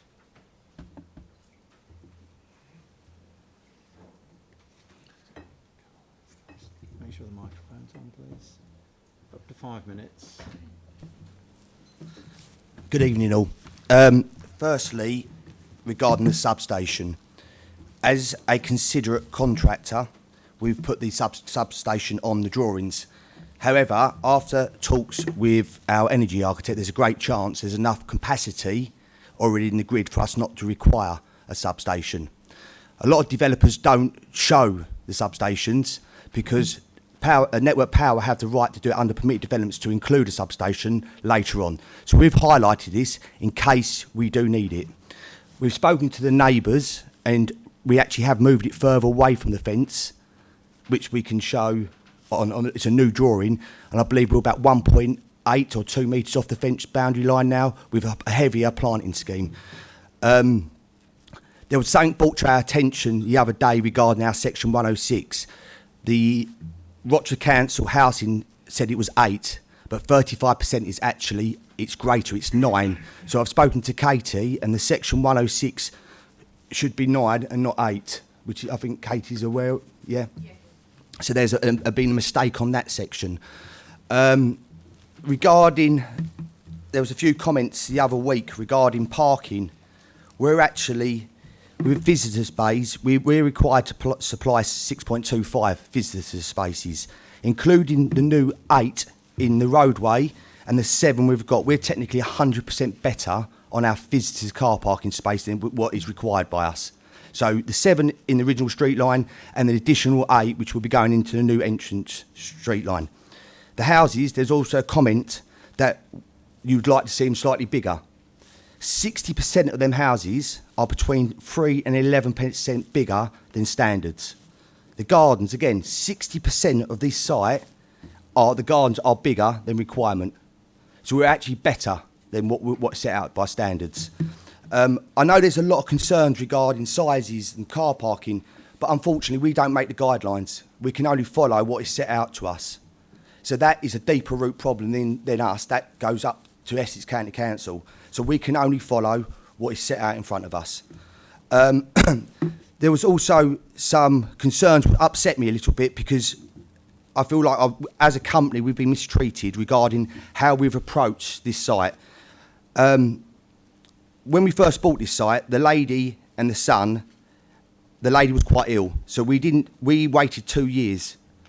We bought the property, so she had money to pay for her care, and she lived in that house for nearly 2 years until she passed away. So we didn't touch anything. Regarding the clearance, I took our lady who does our health and safety from numerous of my businesses. The greenhouses were unsafe. They were timber construction and they were falling apart with broken glass, which we've got photographic evidence, we've got reports from our health and safety lady advising us. After speaking to the headmistress of the school, children climb underneath the fence to reclaim their balls. Now, from a father, what would any of you do if one of your children had gone onto that site and been injured by playing in broken greenhouses? So we took it upon ourselves to clear it. There's also comments that we had no respect for wildlife. I've got letters from our solicitors which state we didn't do any clearance on that land until October, once the birding season had finished. We've also had the Forestry Commission come down saying that neighbours have phoned up, said we're clearing land, we're doing this, we're doing that. No enforcement was brought against us because we haven't removed any trees. We've cleared bramble bushes. And I feel a bit, without sounding tit for tack here, I've actually had to contact the police for fly tipping, where people think it's acceptable to throw their rubbish over the back of their garden to let other people clear. Photographs, police evidence, and it was only me who decided not to prosecute this. A minute to go. Pardon? A minute to go. So these people also, 7 out of 16 properties have got gates going onto someone else's property. Is that acceptable? I know some of you feel strongly about this, and I know there's a big issue regarding construction, about parking, but everything would be demonstrated in our construction method statement. We talk about parking. Has anyone had problems down Ferry Lane with construction, with people parking in the roads? Has anyone had construction issues down Rorath Lane with the construction? No, because everything is put in place to prevent that. I've got no desire to upset anyone. I haven't. That's not my end goal. But I think some of this I've been fairly untreated on some of these, and you just keep deferring it and deferring it. I'd rather tonight it's either refused or passed, and then I can go forward with what I need to do next. I apologise if I come across rude or blunt. That is not my intentions at all. So, okay, thank you. Lovely, thank you. Thank you all. Mr. Barron.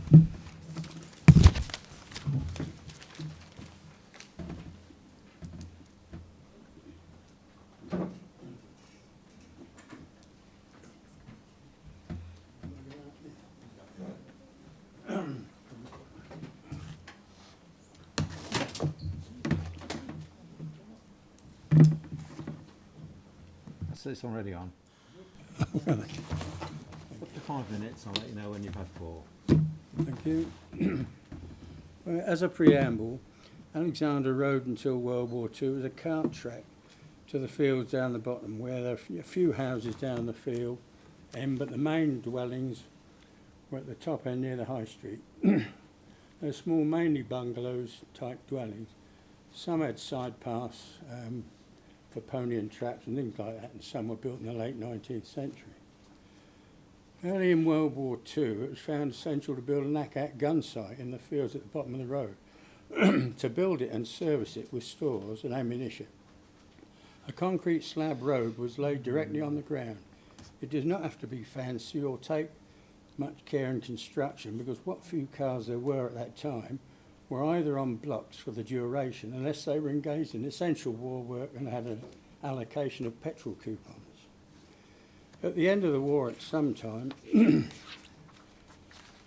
the council, or at some level, or possibly the Army Works Organisation, tarmacked over the slabs.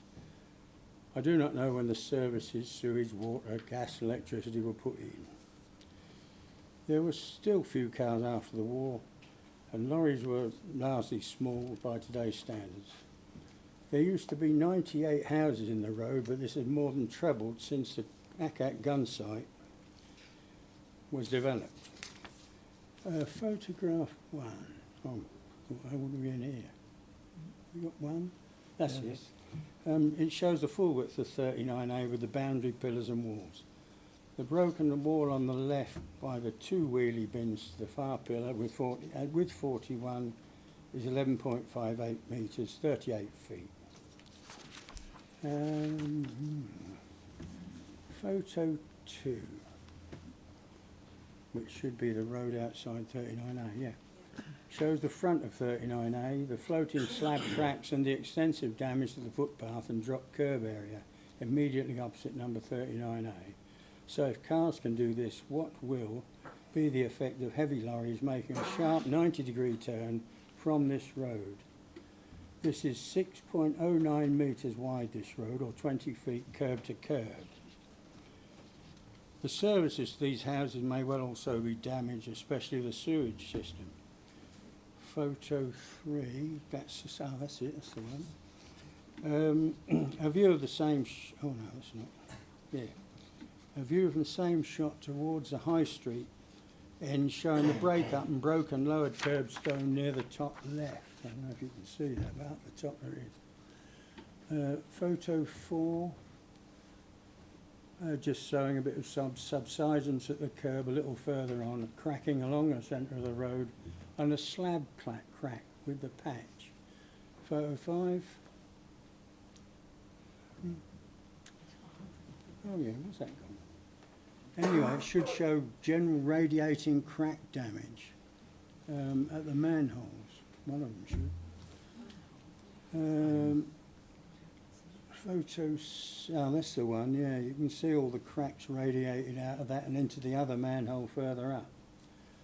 The next photograph shows parking either side of 39A, which will result in further loss of parking if the paths are flared and double yellow lines are put in to give line of sight.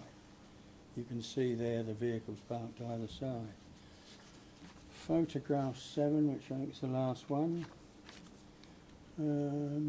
This is a view from the bottleneck area towards the High Street, showing a car coming down the road with the best will in the world. It says in here, in one of these reports, that it's the people park on the pavement to facilitate dual lane traffic. Well, you don't. Just 1 minute to go.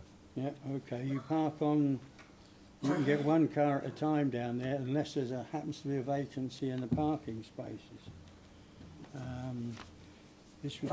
This photograph was taken at 3 p.m. last Tuesday afternoon, and as it can be seen, it's a single lane traffic road. At evenings and weekends this is much more apparent. The rule of the road is that traffic is already committed coming from the High Street, going to unless traffic is already committed coming from the High Street, those going towards the High Street have preference. There is much headlight flashing to achieve this. Everyone except possibly visitors are well aware of the difficulties and cooperate fully. Because this is a cul-de-sac into which another cul-de-sac is about to be built, so everyone is pretty courteous. At present it's a cul-de-sac, but when the ACAT gun site was developed, a curbed embryo road was put in. I'm afraid that's your Is time. it? Oh, that'll do. Yeah, all right. Thank you very much. Thank you. Just a reminder, there's a tiny little bit on the addendum for this one. Councillor McPherson.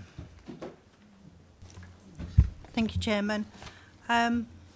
Just one thing, committee members, I think it is good, proper and right that this committee scrutinises every single development item that comes before you, so that we make sure that it is fit for purpose, whether that is once, twice or 3 times.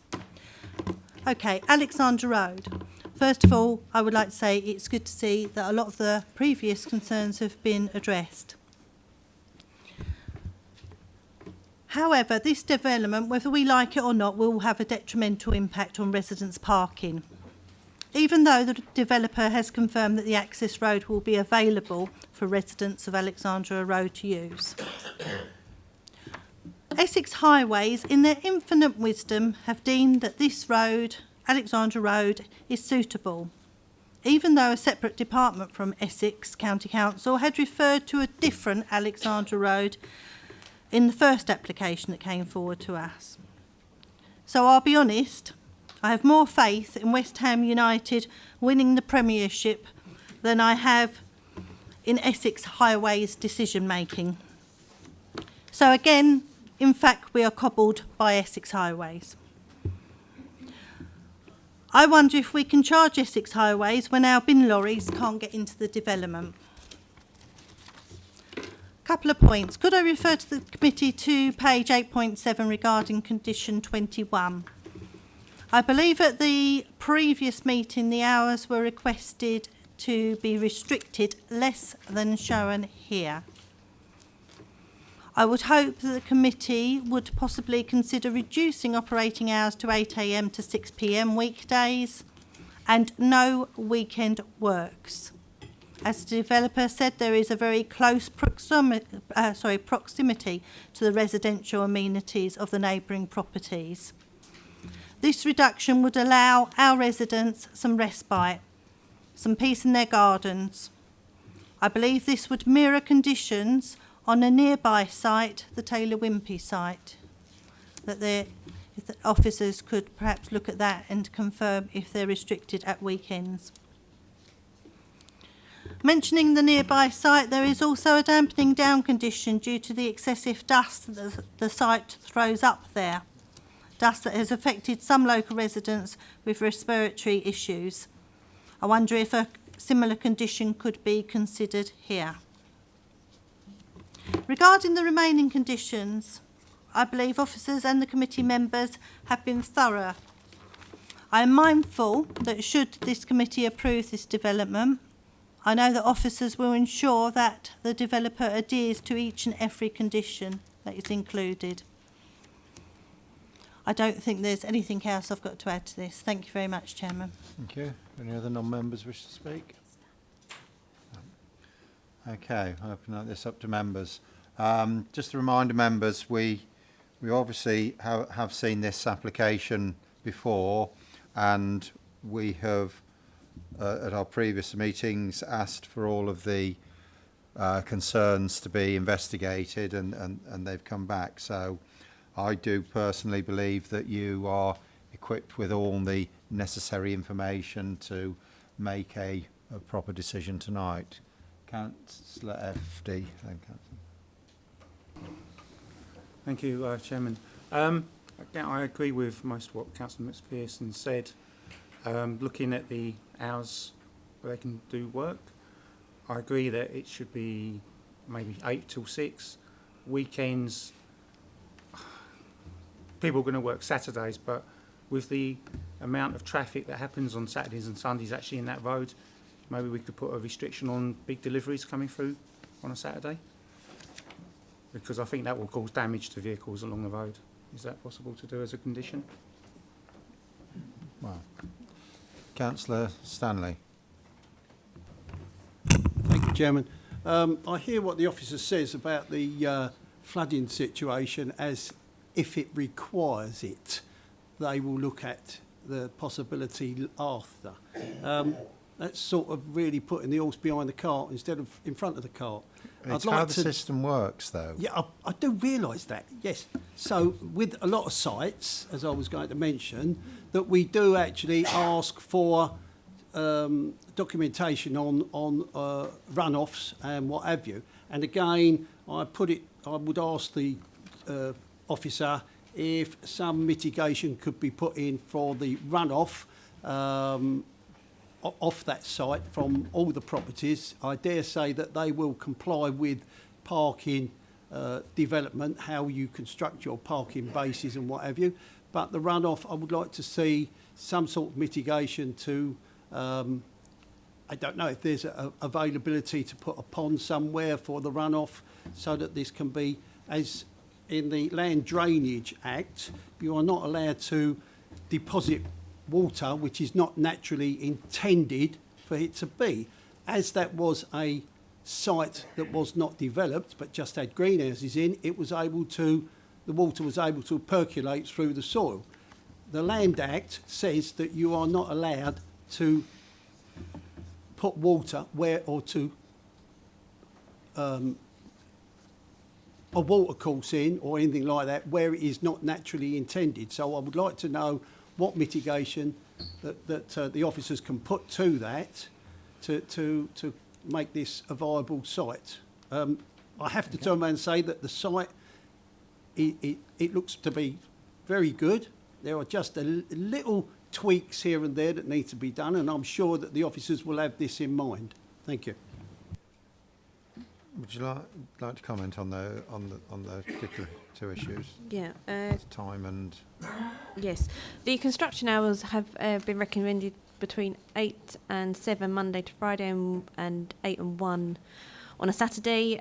These are, like I said before, in line with the Environmental Protection Act. These are standard conditions that are imposed on developments across the district. I wouldn't necessarily suggest reducing those hours. I mean, I know it's only 1 hour in the daytime between Monday and Friday, but, you know, these are standard hours. And, you know, reducing these hours, my concern would be you're prolonging the development longer, the construction of it. So I would suggest sticking with the 8 till 7 condition as recommended. With regards to delivery vehicles, that was mentioned on a Saturday, there is a condition recommended for construction method statements, so that could be dealt with via that with discussions with the applicant. And with regards to SUDS stuff, there is condition 4, which does refer to surface water drainage scheme and does refer to discharge rates of water. This will also have to state sort of appropriate mitigations within the site. There isn't any scope for a pond to be situated on site. However, I think maybe attenuation tanks might be a way forward as an appropriate means to deal with the surface water and drainage on the site. And that's, is there anything else? Okay. Yeah, thank you. Okay, Councillor Wootton. Chairman, just a question. We've talked about how they're going to deal with dust, but conversely, what about wheel washing facilities? Because I note on developments generally, this all seems to be a bit lax, and I would expect there to be a robust cleaning regime on residential roads and actually wheel washing before the mud actually gets on the road. Yeah, I completely agree. But again, this will be dealt with via the construction method statement. And like I say, there has been a condition that's been recommended that the applicant does need to submit a construction method statement to be discharged by the council. So that will be dealt with via that. Councillor Stanley, again. Thank you, Chairman. Could I have that? Is that a condition on the water retain attenuation tank? Is that a condition that the officers are going to put in, or do I need to propose that? Well, if you read the first paragraph of condition 4, the officers have got to be satisfied that the surface water drainage scheme is agreed and in place before it happens. So it wouldn't be appropriate for us to say tank, pond or whatever. It's what's appropriate for the site. So members, we have the recommendation starting on 8.1 going through in quite a lot of detail through to 8.7. And members have heard that the particular concerns regarding wheel washing and dust will be worked out in advance with officers via the method statement condition. So can I please ask those members in favour of approval, please indicate.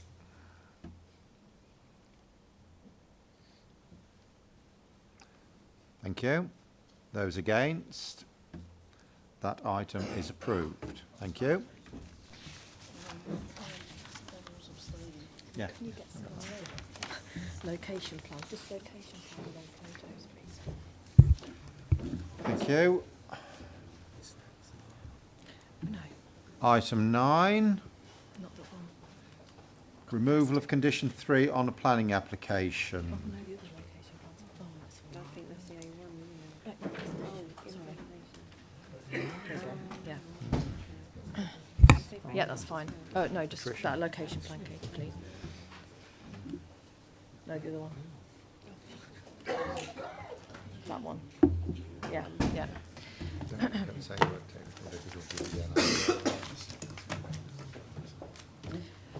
Members, this application site is to the northern boundary of the Brook Road Industrial Estate.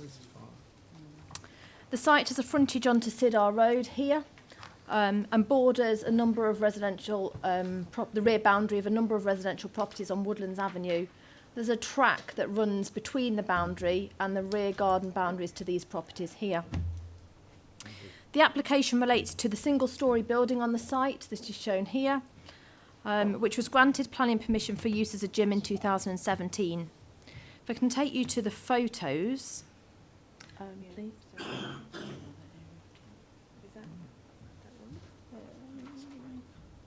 Yep, those ones. Yeah, photo two. Oh, that's fine, yeah. Just go into that one. Sorry.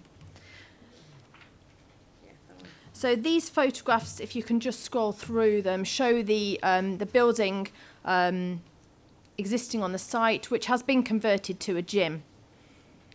If you keep going down, so that's just the general vicinity of the area. So that's the unit opposite on Brook Road Industrial Estate. And then this is internally, if you can just pause there. So there's one, so there's a door here, and that's on the elevation away from the residential properties to the north. If you can keep scrolling down. So this shows the parking available to the site. So this is the side elevation that then faces that access track with the rear garden boundaries to the properties on Woodlands Avenue to the north. That's the site frontage. Again, you can see the parking. So the previous photograph extended to this side here, and then there's parking to the site frontage. And then again, Katie. And then that's just a wider view. We'll leave those photos there. If I can then take you to the more recent photographs. That's the same thing. No, the one, yeah. And just scroll down to the next one. And again. So this is the access track, a clearer view of it that separates. So this is the site boundary here, and this is the rear garden boundary with some substantial trees to that site. And if you can go down again, this just then shows the end of the turning head. So this is along the northern boundary, and the site's just off the photo here. And there's an access public right-of-way that runs through to those properties then that go onto Woodlands Avenue. So the consent was granted back in 2017 for use of the building as a gym, subject to a number of planning conditions, and it's condition 3 that this application seeks to vary. This condition restricts the use of the gym to a maximum of 10 people at any one time, and the reason for the imposition of this condition related to parking and residential amenity. The applicant has stated that this is an overly restrictive condition on their business and therefore seek the removal or variation of this condition. Members might recall that this application was heard at the Development Committee in December last year, and the discussion at the committee focused on the need to ensure that any expanded use of the gym would not cause harm to residential amenity of the nearby dwellings on Woodlands Avenue. Members deferred the item to allow officers further time to consider issues relating to the possible requirement for monitoring equipment for sound, appropriate sound levels for music within the building, air conditioning equipment and soundproofing of the building. So since that committee meeting, officers have met with environmental health officers and planning enforcement officers to discuss the proposal. And the recommendation remains one to vary condition 3 to allow use of the gym for up to 30 people at any one time. This revised restriction would allow the business to develop, and it's considered that this level of use would not give rise to harm to residential amenity. If we take the 4 reasons why it was deferred in turn, so the monitoring equipment for sound. In discussion with environmental health officers, it's considered that it's not necessary to undertake any further monitoring for noise levels. If you can go back to the location plan, please. Monitoring for noise has already taken place in one of the residential properties bordering the site, and that was in response to a complaint received prior to this application being heard in the 2018 Development Committee. That was a year ago. So noise equipment has already been installed in one of the residential properties to the north. That, the result of that was that there was no noise nuisance found within that property arising from the use of the building as a gym. When equipment for noise monitoring is installed, this is for the purpose of determining whether a noise nuisance is occurring, and it would be no benefit to monitor noise levels at the site boundary because whether a noise nuisance was established here is neither here nor there, essentially, because what we're talking about is what is the level of noise within the residential properties nearby, and that monitoring has already been done. A year has passed and we've had no further noise complaints received from any neighbouring properties in Woodlands Avenue. Appropriate levels for music within the building was the other concern. Again, it's not considered necessary to impose a specific level at which music could be played within the building or not exceeded, because condition 5 already requires that music cannot be played when windows and doors are open. If you'll remember seeing that photograph, the door they open is also to this southern elevation. So the existing conditions would remain in place, and these are considered to be sufficient safeguard to residential amenity. With regard to air conditioning, a summer has now passed and no noise complaints have been received by the council relating to this gym use. The conditions which require the windows and doors to be shut when music is playing would remain in place, and there's no indication that this condition has been breached in the last year. If the applicant did find that the gym environment became too warm in the summer months, either the music would have to be switched off if the windows and doors were open, or the applicant would have to apply to seek to install air conditioning equipment. But it's not appropriate for us to insist on the provision of air conditioning equipment at this stage. And soundproofing. So again, it's not considered necessary to require soundproofing given the existing conditions. We haven't had any additional complaints, and the conditions that would remain in place are considered to be an adequate safeguard. It's therefore recommended that condition 3 be varied to allow for the use of the gym for up to 30 people at any one time, with all the remaining conditions as originally worded. Thank you. Thank you.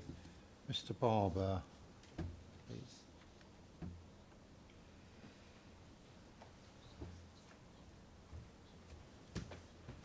Just 5 minutes, same as everyone else. Thank you. Just to clarify, those photos were taken over a year ago, and they were literally just showing the 2 extension rooms that wasn't done in the rebuild, because basically the fire burnt out the building before we moved in, and then they rebuilt it, but those 2 rooms weren't done, nor was if you see all the plants and stuff like that, that was an area that could be developed for more parking.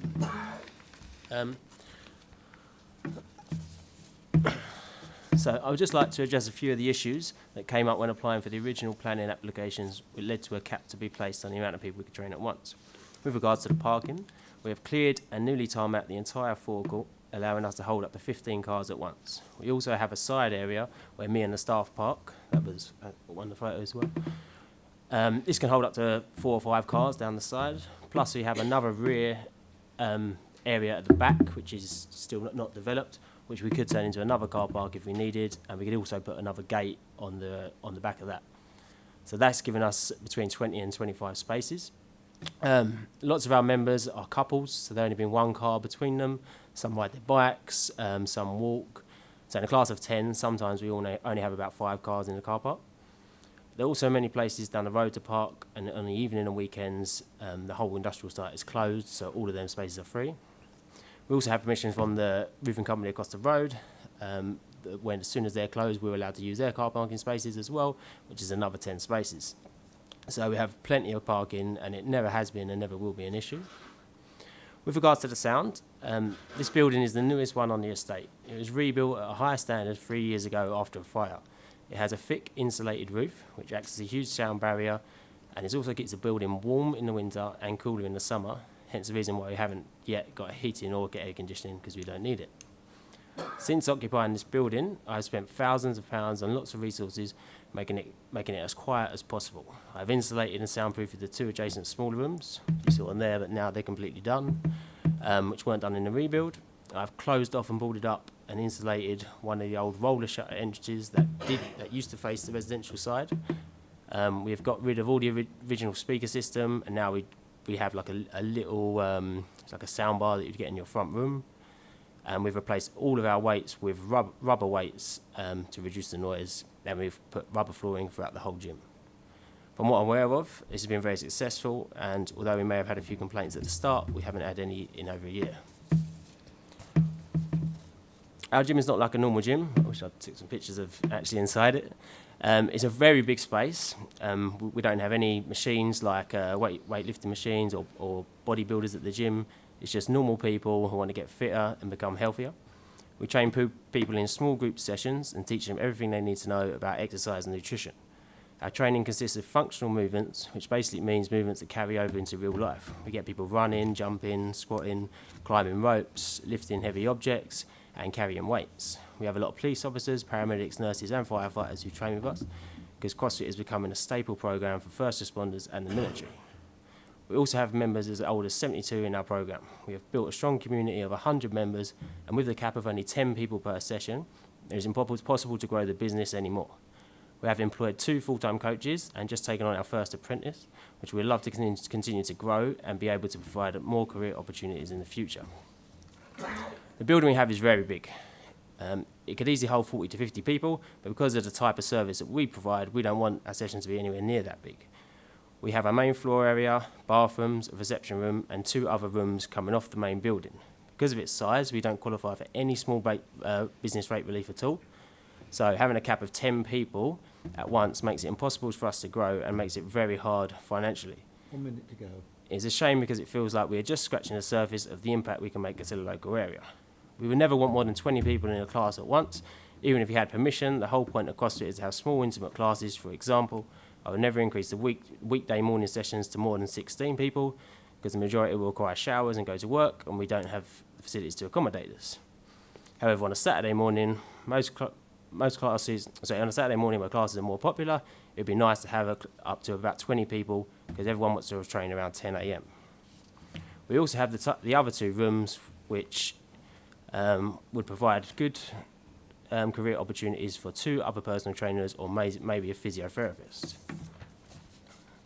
So to summarise, a cap of 25 to 30 people would be extremely beneficial. It would help us grow as a business and provide more job opportunities to people in the future. But as mentioned, it would be very rare for us to hit those numbers to full capacity. Thank you. Thank you.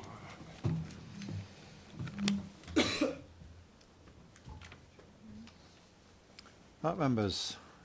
Does anyone need to say anything about this one? Councillor Stanley? Thank you, Chairman. Just double check. Councillor Mill and Councillor Steptoe. Right, okay.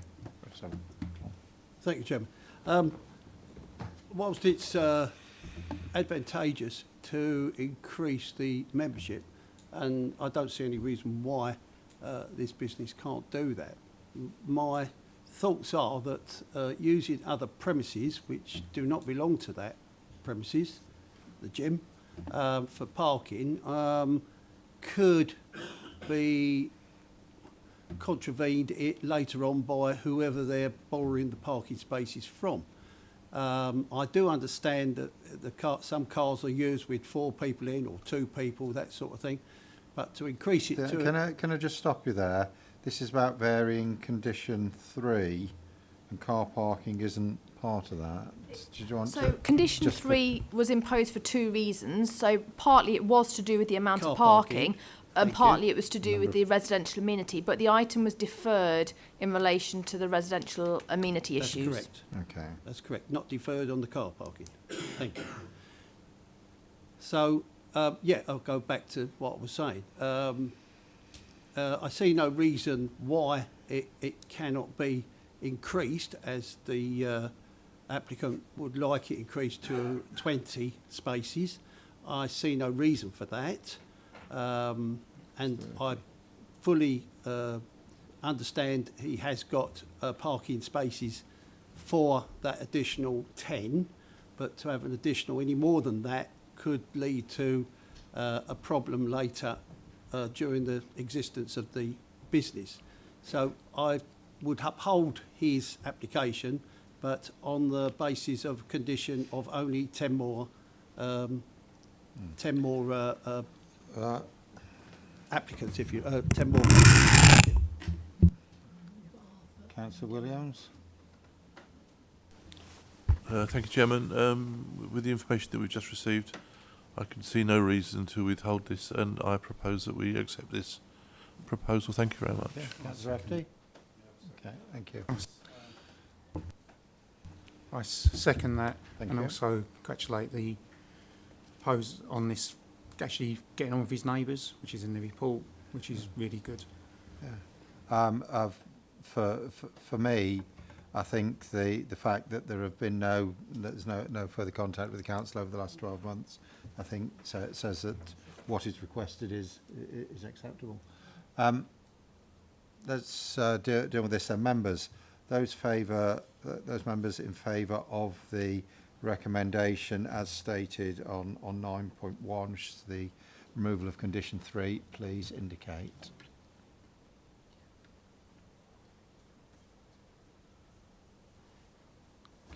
Those against? Okay, that item is approved. You'd like to abstain? Okay, thank you.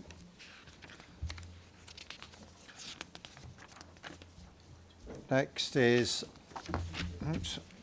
item 10, referred from the weekly list. Land opposite 1 to 10 Disraeli Road, Rayleigh. Again, a little bit of information on the addendum for that one. Who's got this one?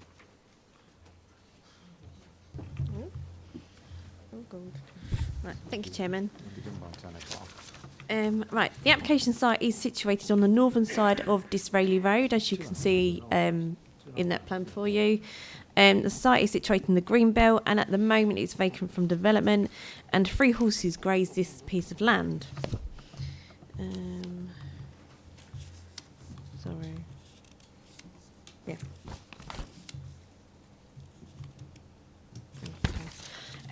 Planning permission is being sought to erect a stable block comprising 3 individual stables and laying out of hard standing.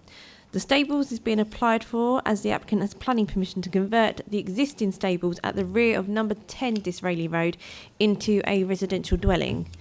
The NPPF allows, or National Planning Policy Framework, allows for the provision of appropriate facilities for outdoor recreation as long as the facilities preserve the openness of the green belt. Stables are considered as outdoor recreation and considered to be appropriate development in the green belt, provided it does not conflict with the openness. This is reiterated in the preamble for policy DM15 of the Development Management Plan, which confirms proposals should seek to minimise the impact of proposed developments on the openness of the green belt and character of the countryside by ensuring that any new buildings are of a modest design and scale which is appropriate and the minimum size necessary for the intended purpose. It is considered that the stable is single story in nature and modest and has the appearance of a stable building. It is important to ensure that the welfare of horses through the provision of equestrian facilities is balanced against a potential impact on the openness of the green belt and character of the countryside. According to the British Horse Society, 0.4 of a hectare of land is required per horse or pony to graze. The areas of land required is stated in policy DM15. It is considered that sufficient evidence has been provided by the applicant to prove that there is an agreement with other landowners in the nearby vicinity to maintain and use the land for grazing of horses. The land at the application site and the land provided by others equate to 1.2 hectares of land. This is considered adequate amount of land to serve the horses. In turn, the stables proposed would not have a tangible impact upon the openness of the greenbelt and satisfy the NPPF and policy DM15.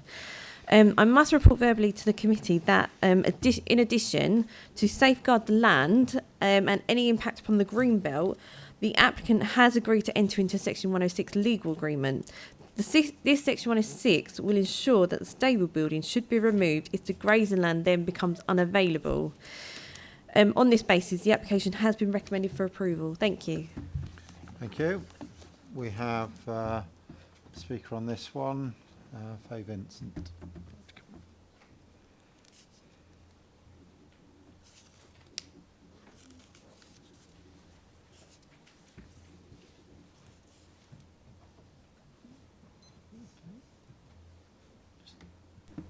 Okay, 5 minutes. Good evening, Mr. Chairman. Good evening, everybody. Whilst on first sight, this application may seem reasonable. Sorry, I should say I'm here to represent neighbours 2, 3, 5, 6, 7 and 8 of Disraeli Road. And whilst on first sight this application may seem reasonable, we wish to highlight some facts that we feel are very relevant and should be considered as evidence as to why this application should not be granted.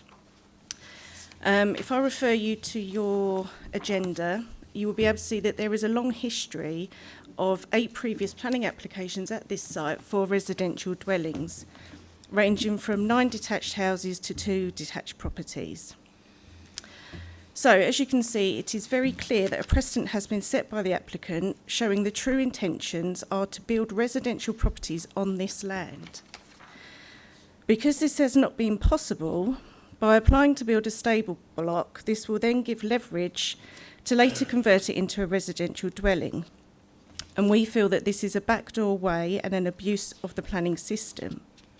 As far as we are aware, there are no restrictions within the planning policy to prevent this from happening at a future date, which is why we feel this has to be stopped from the outset and for this reason be viewed as a material consideration.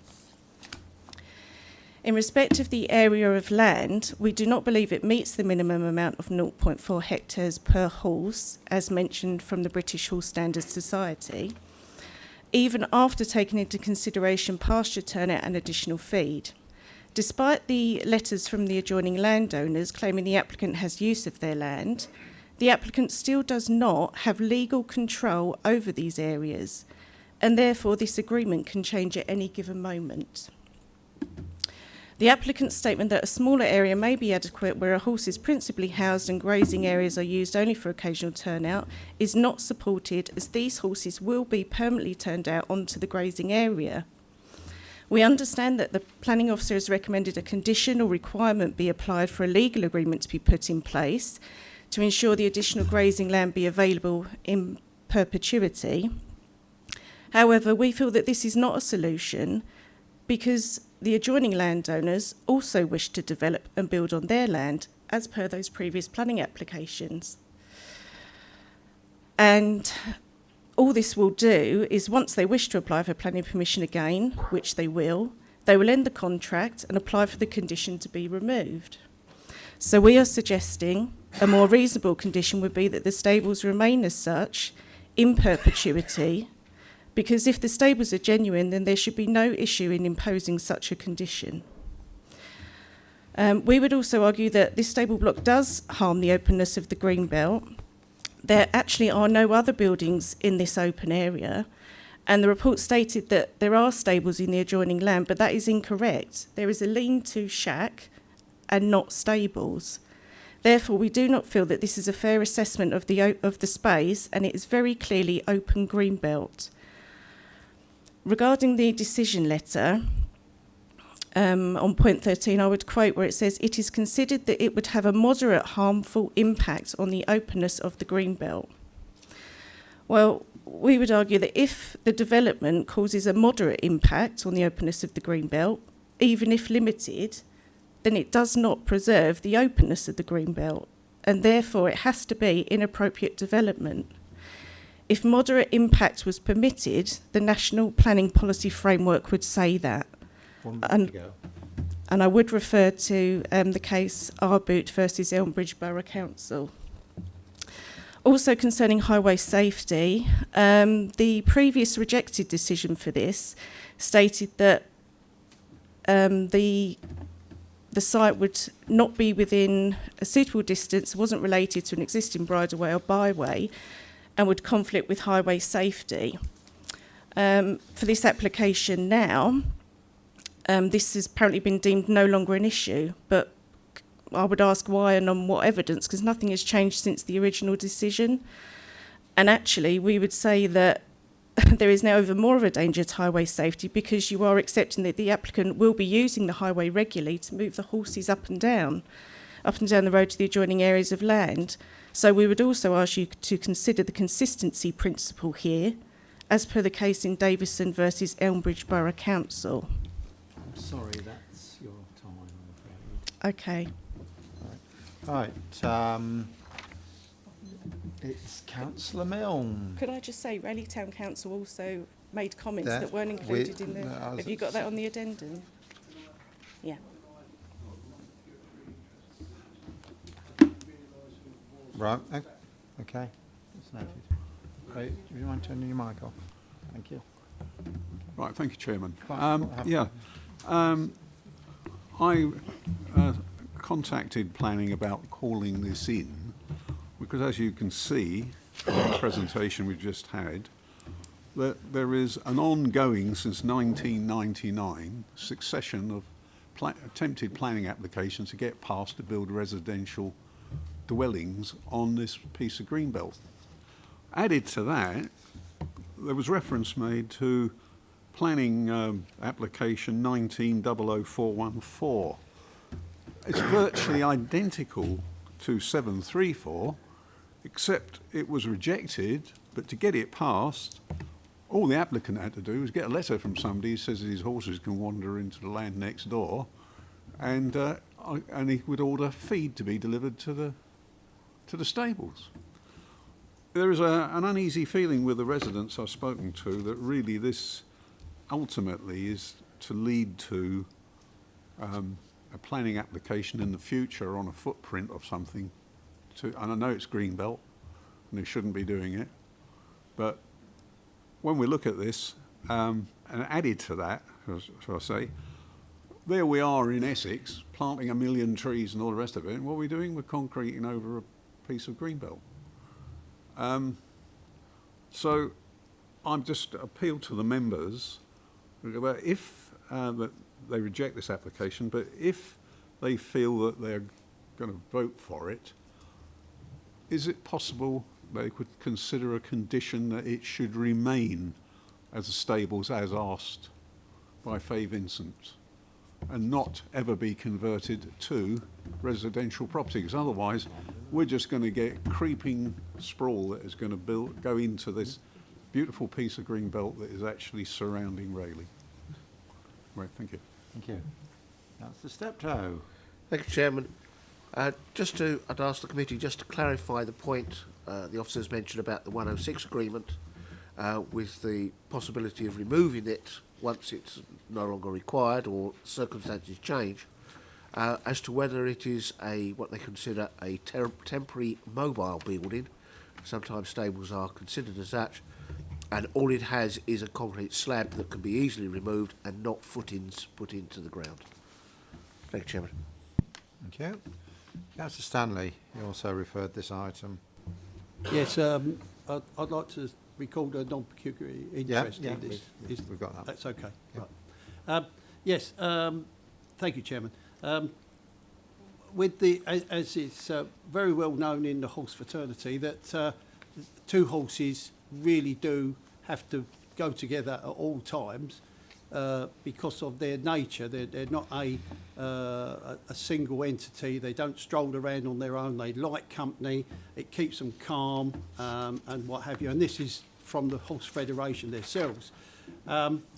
on the basis that the land that may be used later or any time, there's only so much grazing you can do on a parcel of land, and even for 2 horses, they'll soon wipe out a field in a matter of weeks, especially at winter time when there is really no grazing for them at all. It just churns it up into mud, and we've seen that happen in Holbridge Road some time before this. And on this basis alone, I cannot support this application on the basis for the amount of land available for those horses. Thank you. Thank you. Councillor Reeves. Thank you, Chair.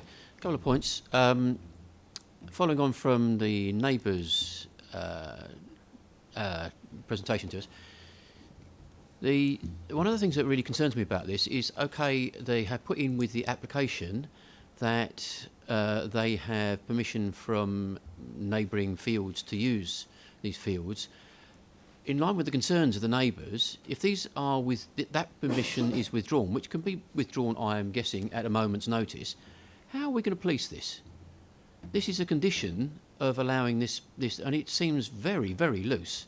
There is nothing, no legal contract that we've been presented with for the actual use of this land for as long as the stables are in there. And I just think that this is just an issue that is looking to come back and bite us at some point in time. Second thing is just a point to make is that this is the second application we've had tonight where we've had completely conflicting reports from Essex Highways again. And this is becoming a regular feature of reports that are coming to us. And I think that, you know, we should make a point to our highways that this is now becoming an issue, and that we would like to see some more consistency in the reports that they actually present to us for these reports to cite. Thank you. Okay, would you like to come back particularly on the detail of the SO106 again? Yeah.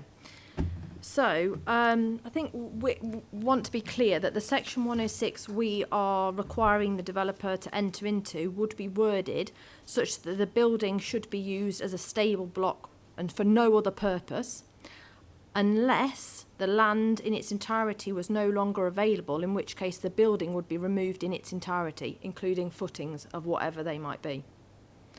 So in that respect, I don't think there's any need for any other condition relating to the use to be solely as a stable, because the Section 106 requires that. It wouldn't stop, no Section 106 or condition imposed on the consent would stop the applicant's ability to come back at a later date with a proposal to change the use of that building.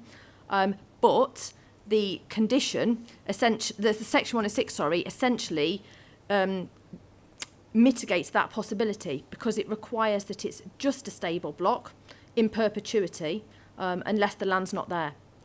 What the applicant could do is come back and apply to vary the 106, and we can't stop them applying to do that. But in that case, the application for the varied 106 or the removal of the 106, i.e. they want to keep the building but the land is no longer all available, would be assessed in relation to our council policy at the time. So as it stands today, we would be refusing the application to remove the 106 because there wouldn't be sufficient land and it would be an appropriate development in the green belt. In terms of policing the 106, a 106 is much stronger than a condition on a planning consent because it's a legal agreement that the applicant is entering into. So whilst a planning condition potentially has the ability to be breached for a 10-year period, in which case the applicant can apply for a lawful development certificate to say that that's been breached for 10 years and there is no longer applicable. Okay? That doesn't apply to a Section 106 legal agreement. So that is a stronger means of ensuring that this stable block remains as a stable block in perpetuity and is removed if that land is no longer available. But yes, it does require neighbours, I suppose, to be vigilant, people walking about to be vigilant, and any concerns they might have to be reported to our planning enforcement team, and then they can enforce the terms of that 106. But the 106 remains in place regardless of how long it's been breached. So it could be breached for a while. It doesn't then follow that that would become lawful through passage of time. So it is a much stronger tool. And I think that's probably covered everything in relation to that. Do any other members want to speak before I go back to Councillor Eaves to finish off? Councillor Wilson? Yeah. Thanks for the officer's explanation there. Really, would it be okay if I summarise to say that this can't be used as a Trojan horse to build inappropriate residential in the green belt? Yep. This is still green belt. We've got stable potentially built in there, but that doesn't actually then follow that you can do something else in the green belt. It doesn't stop the applicant's ability to put in an application at a later date to seek to vary that section 106. But that application would again be considered in relation to policy. And as it stands at the moment, the way the council policy is, that would be resisted. Councillor Canal? Okay, thank you.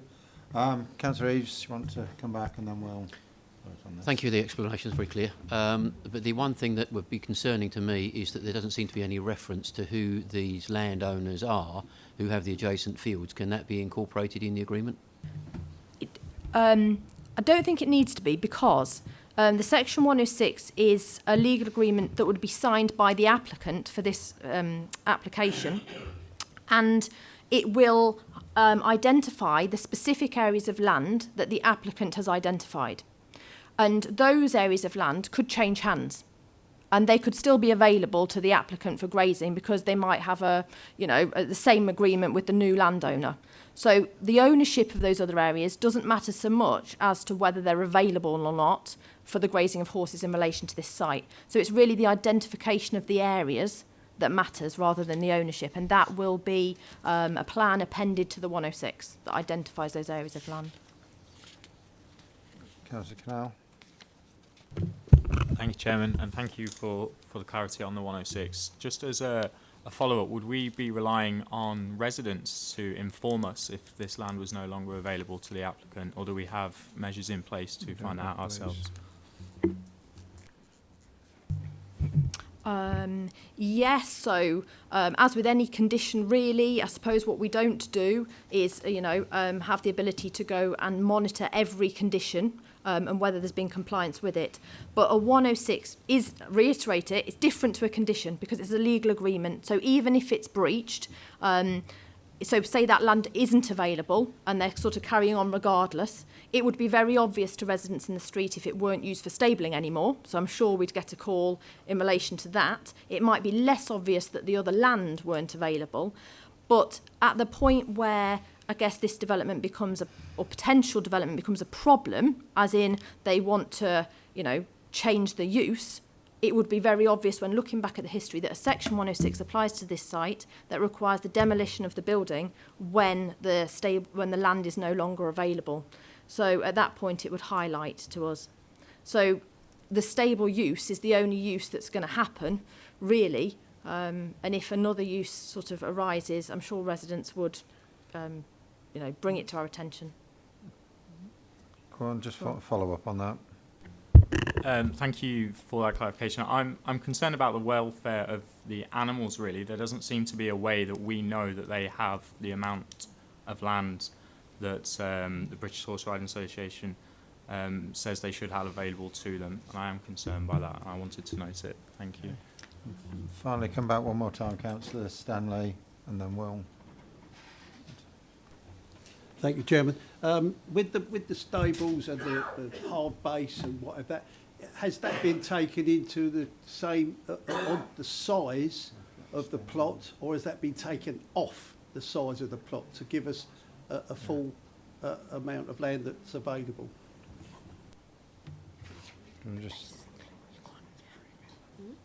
Yeah,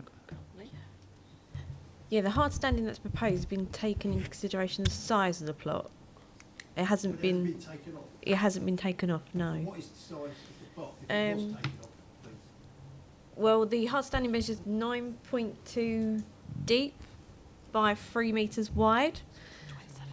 So that'd be 27 square metres. Yeah. Off what would be the size of the The land size- available to the horse? Because he's not going to eat anything on the corner, is it? Oh, I'd hope not. It's, no. it's a very small space. It's a very small parcel of. Yeah. I think members, we've got sufficient information, had sufficient debate on which to make a decision. So there is a motion, motion for approval 10.111 with the addition of the detail, the comprehensive detail that we've had explained to us with regard to the section 106. Those members in favour of the approval, please indicate.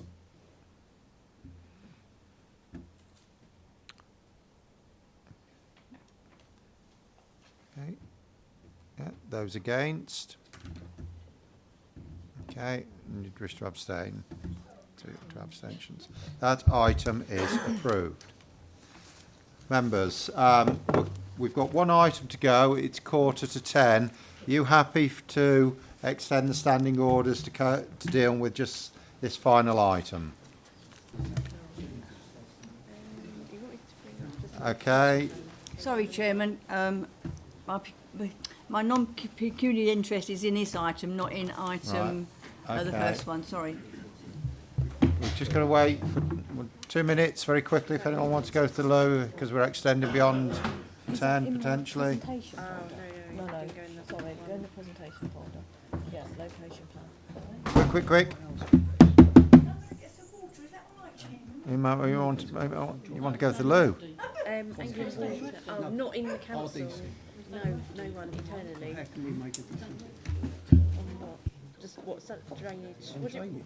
Well, we take advice from Essex But Essex haven't got the capabilities of doing it. I'm sure they have. No, they haven't. Well, I'm not going to get into Well, discussion, I know but for I'm instance sure they haven't, because well, they don't have it. Because they put it out to somebody else. Well, if they go out to and that's someone not, else, that's not good enough. We should be able to do that ourselves. well, we don't have You the could bring money, that I up. suppose, yeah. Bring that up with somebody above our heads. Yeah, so Well, I'm it bringing boiled I actually down am to bringing money. it up with Marcus, It's 'cause I'm probably- meeting yeah. Marcus, and this is the problem. Yeah, We maybe did do have that at then. one time somebody who does hydrometry. Who was and that? Oh, I know Richard. Christine Young. Oh, Christine did. She had all the qualifications. right, okay. She was loaded with qualifications. Unfortunately, and don't say Mr. Tatton Bennett, because he didn't know anything about water.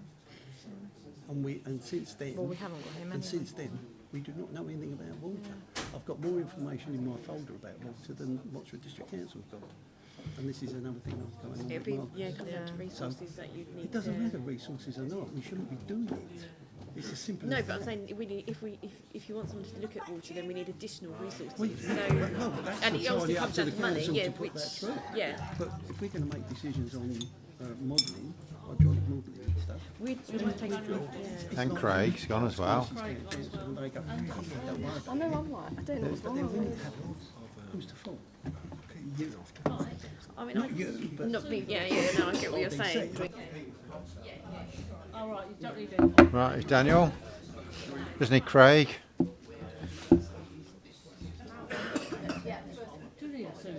Come on, you two. Ready to go? Chris?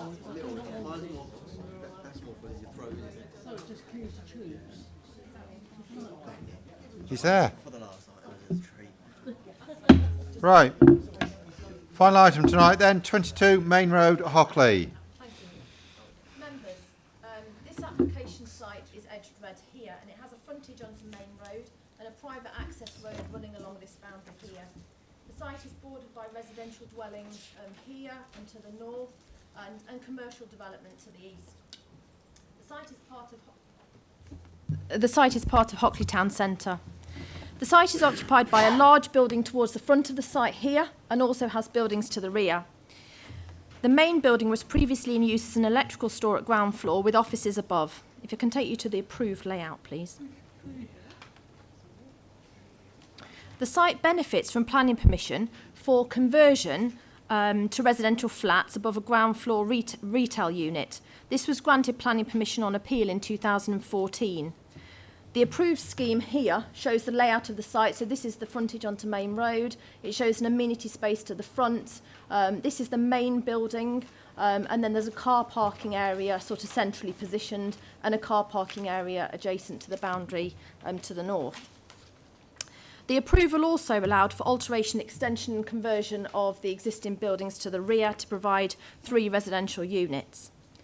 If I can take you to the approved elevation, please. Just to give you a flavour, this is the approved front elevation from the 2004 scheme. And the proposed scheme is very similar to this. So the scheme in 2014 allowed for an additional floor. So we had the ground floor here with a residential flat, and the retail unit was here with the residential above. And the scheme generally sort of updated and improved the building's aesthetics in the street. If I take you then to the proposed layout, you'll see that it's very similar to the scheme approved on appeal. The changes, so you've still got the amenity space to the front here and the parking adjacent to it. This building in terms of footprint is not altered. There are slight changes, so this bin store is repositioned to the boundary here, and there's changes to the parking layout. There's amenity space here that wasn't provided for in the appeal scheme. I can take you to the proposed elevation. Again, just to give you a flavour, there are a number of elevations provided with the application, but again, this is just showing for comparison the front elevation. And again, it's very similar to the appeal scheme. The scale and form of the building would be very similar. Minor changes, including changes to the position of some windows and doors, and the scale and position of some of the balconies has changed, but overall, aesthetically, it appears very similar to that has an approval. One of the changes would be the removal from the scheme of the ground floor commercial use and the increase in number of residential units and the size of those on the site. So the appeal scheme allowed 8 one-bed flats and 2 two-bed flats with a ground floor retail unit, and the current proposal is for 11 two-bed flats. 11 car parking spaces are proposed, which would equate to 1 per flat, and this is considered appropriate in this location. In the course of this application submission, national policy changed with respect to affordable housing, and all major residential schemes, which are schemes over 10 units, are now required to provide 10% affordable housing. The applicant has submitted a viability appraisal, which looks at the finances of the development, and this has been independently tested by the council. The result of this assessment concluded that the site could make a financial contribution towards affordable housing, equating to some 32,000, and you'll see that the applicant has agreed to this contribution, which would be subject to a legal agreement. The site is within the Hockley Area Action Plan, where policies seek to ensure that the viability and vitality of the town centre is protected. The proposal removes any commercial use from the building, and the applicant has therefore been required to demonstrate that it would not be viable to retain such a use at ground floor. The applicant has submitted an updated viability appraisal which concludes that the scheme would not be viable with the retention of a commercial unit. The completion of the scheme is considered important in this location. The site is a prominent position in the town centre, and the proposed residential use would be an appropriate use in the town centre. Given the conclusion of the submitted viability appraisal, it is considered that the current scheme would be acceptable here. The proposal would have no greater impact on residential amenity than the approved scheme, and the building's external appearance would be slightly different to that approved, but considered equally acceptable. The recommendation is one of approval, subject to the stated conditions and securing the Section 106 legal agreement for the financial contribution to affordable housing. Thank you. Mr. Browning.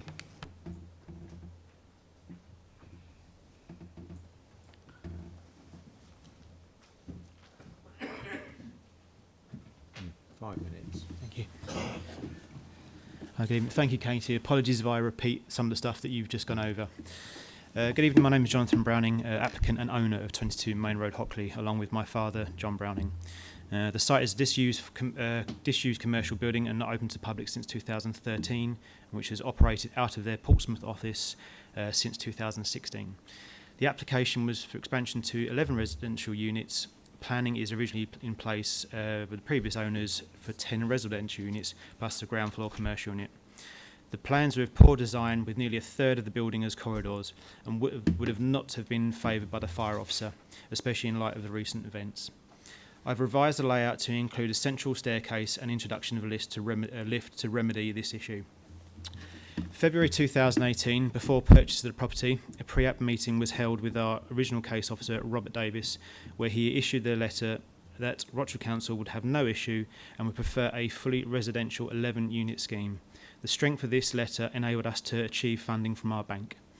In May 2018, we submitted all plans and fees. Unfortunately, from that point on, correspondence from the council and the planning team was almost completely nil for the rest of that year. I have well documented timescale of missed targets and unanswered emails and calls from myself to the council, which has resulted in this application only recently being issued to members some 15 months after the original target decision date of the 15th of August 2018. In effort to help my situation, Mark Francois and members of the Ministry of Housing have also been made aware of the delays and have asked Sean Scratton to advise the planning team accordingly. During our application, the MPPF updated their policy in July 2018, meaning that this application would now fall under the 10% affordable housing criteria. This was not achievable as no housing associations wanted a unit within this scheme. However, a contribution figure of $32,000 was sought and we did enter into a 106 agreement. It's taken the council until August this year to get to this stage, unfortunately. It has been well documented the delays and stress caused to our small family business, resulting in my father being hospitalised. I've also pleaded with multiple officers to involve to get this application completed, as the delays have caused crippling financial issues. The loss of the 11th unit to the commercial would result in the collapse of our company and the bank seizing the property. This will result in effectively an $86,000 sale deficit, plus 15 months of extra interest accrued. It has a huge knock-on effects to the rest of the building's progress, as this unit would house electrical, gas intakes and drainage systems, all of which can't be determined until we can ascertain what the layout of the unit will be. The true cost deficit to our business is estimated at circa 200,000. Apologies to talk about figures, but this really affects us. We have actively sought to find an interested business to occupy the commercial unit since last year. This is working on the worst case scenario. Only one company approached us to turn the unit into a coffee shop, but it was not large enough for him to operate out of, and also had insufficient parking on the site. We currently have 4 interested parties that would like to purchase flats off a plan. The issue is that none of which will commit to purchase until they know the outcome of Unit 11. Comments have been of a similar nature, that whilst they appreciate the high street living position of the building, they do not wish to purchase a mixed occupancy building that would be subject to foot traffic, noise and privacy issues. It has been highlighted by all that there are other options for small businesses owners to occupy, like the empty computer repair shop opposite the site, which has stood empty for a year. Access to the site is via a private road which serves 2 other properties. Both house elderly retired couples who have expressed deep concern as they do not wish for a commercial unit to be in place. They have suffered for many years of illegal parking and abuse of the private road whilst the building was under the commercial use. There are many pictures to show blocked driveways, blocked fire access, regardless of the clearway signs. I hope the meeting will allow me to better inform everyone of the true cost and detriment to the scheme that a commercial unit would bring, as I feel the officer recommendation, whilst I'm appreciative of it, does not paint a true picture of the history surrounding the application and or future implication that a mixed-use building would bring. Whilst I understand the current high street issues and effects to small businesses, I would ask you to think of the catastrophic outcome it would have to mine and my father's local business. Thank you for your time. Thank you. Councillor Steptoe, do you wish to say anything? No? Okay, this is Councillor Eaves. Thank you, Chair. I obviously appreciate the delays that have had happened, and I know that this has been through staffing issues at the council, so on behalf of the council we apologise for that. However, this site, it's one of the things that really irks me about this is that this is in the area Hockley Area Action Plan, which is still part of the core strategy of the council, and one of the things that is very prominent in that is the retention of commercial and retail use. Now, one of the things that has actually been cited many times is that this building was empty and unused for a period of time, which it was. However, as far as I'm aware, there was no marketing done of it as offices or retail at the time. This was always the intention to redevelop it. If you look at Hockley as a centre, it is a very vibrant centre. There are no office areas that are empty. There are a couple of shops, one of which I know is empty because of a landlord issue. But the demand for retail space and commercial space in Hockley is high and is good. Now, considering that we have, by this development, lost a huge amount of retail and commercial space, when this went to appeal originally, I think in mitigation of that, one of the reasons being why it was actually approved by the inspector was because of the inclusion of the commercial space. And to say that now that is not viable, I think it's just pointing to the fact that this was always going to be the intention of the applicant to get so far and then ask for a change of use. Now, one of the things that's actually been produced recently from the applicant is a rebuttal on the review, and it basically gives lots of information on the finances. Now, if you actually care to look through those, one of the things that becomes obvious is that although the applicant has made it very clear that he's going to have financial difficulties with it, the financial difficulties are not the fact that he's going to lose money on the site, just that he's not going to get the level of profit that he wants on the site. Because he's looking at an 18.5% profit on the site, which is what is actually in his document, but his losses would be covered by that. Now, I consider that that is something which is a commercial issue, and the way that this has actually gone through in the first place, where it looks pretty obvious that the intention right from the word go has been to get it to this stage and then look for a change of use, and considering that it is in the Hockley Area Action Plan, where there is stated intent for keeping and developing retail and commercial use, there is nowhere within the Hockley Area Action Plan where the loss of this commercial space can be recited. There is nowhere. So once it's gone, it's gone. And that is contrary to the Hockley Area Action Plan, which is on our core strategy. I feel very sorry for the applicants that they're not making the money that they think they should do, but I'm sorry, it contravenes our actual policy. Thank you. Councillor Weston. I agree with everything that Councillor Eves has stated on this. My concern on this particular property is the parking issue. I'm very concerned that they've only ended up with 11 parking spaces. I think it's 11 you said for 11 two-bedroom flats. So if you're having 11, you could have 22 parking spaces. I noticed in the report it said somewhere that obviously you can go down to 11 because there's plenty of parking in Hockley. There may well be, only which is obviously is chargeable.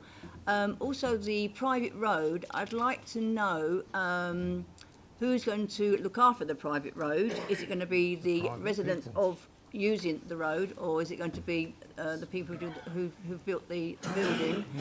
And the other thing I've noticed, there is, going up that private road, there is a post there that you can't go through to the development of Betts Lane. I want to make sure that will always be there, because there are car spaces behind that building that are for the residents, and my concern would be the people who are using or buy these flats will end up using those parking spaces without knowledge. That's just some points. Thank you, Chairman. I think in just helping to make sure members focus on this, what we've got is a site which has a valid planning application for essentially what we are seeing. The difference is the retail. So effectively all other issues are dealt with. It's just whether we think the retail is acceptable in this. So I think it's fair to focus your members just onto that part of the argument. Councillor Stanley. Thank you, Chairman. We are constantly seeing our town centres losing commercial space. And we are trying to encourage the entrepreneurs to come in and use that commercial space. And if we start losing it, then we're going to find ourselves with just flats up and down the high street. And that's not good. That's not good for the residents, and that's not good for the whole community.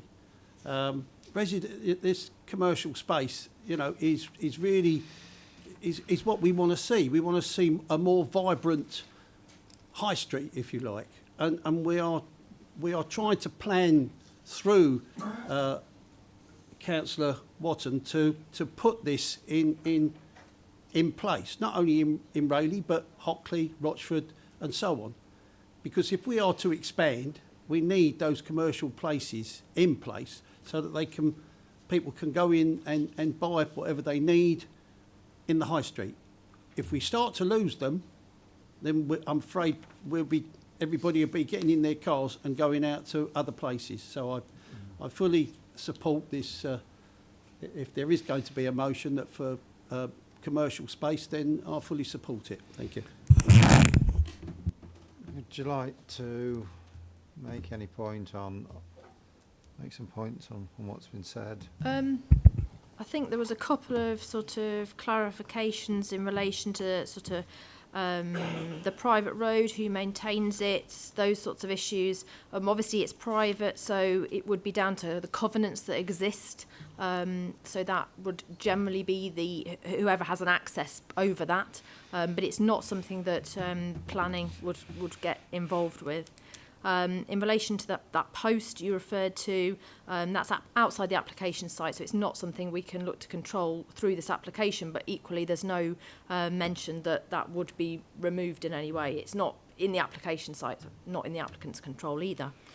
I don't think there was any other specific questions. Yeah. Okay, thank you.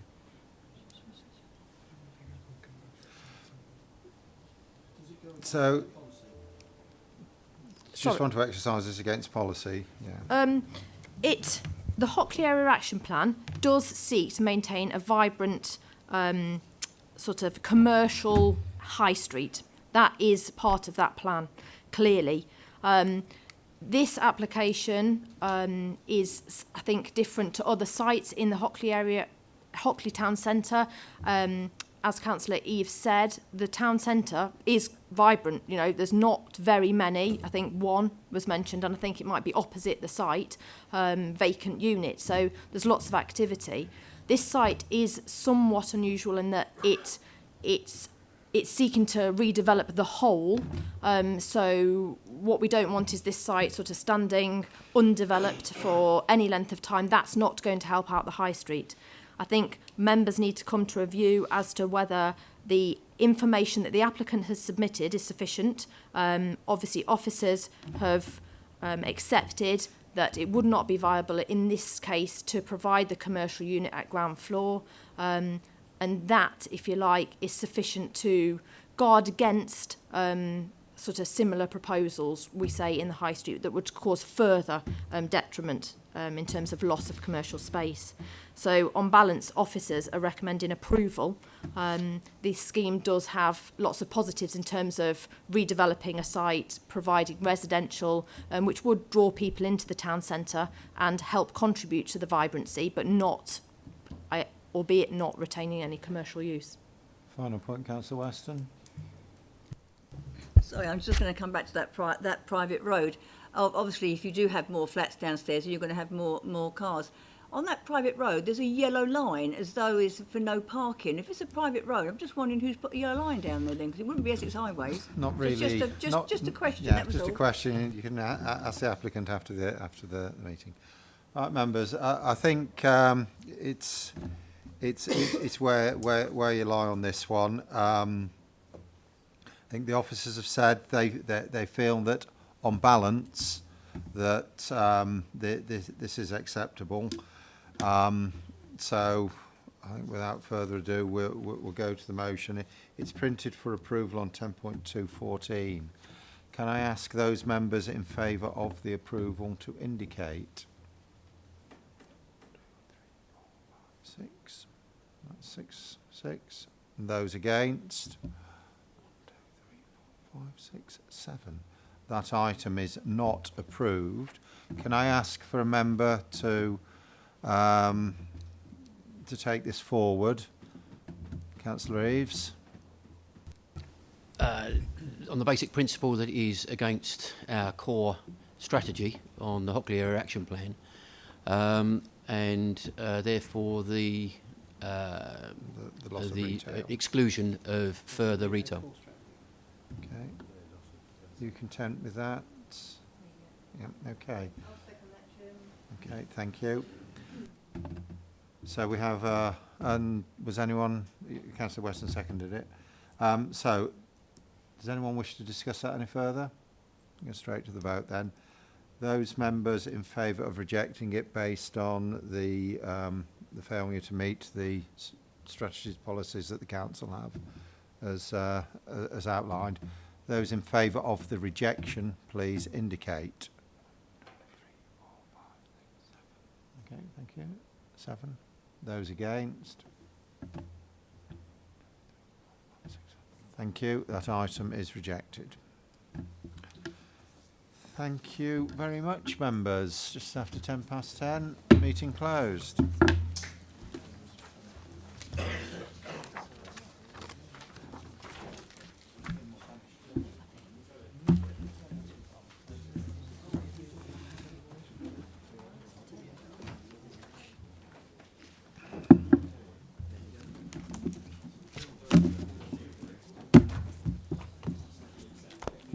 Sorry? Yeah, that's rejected, yeah.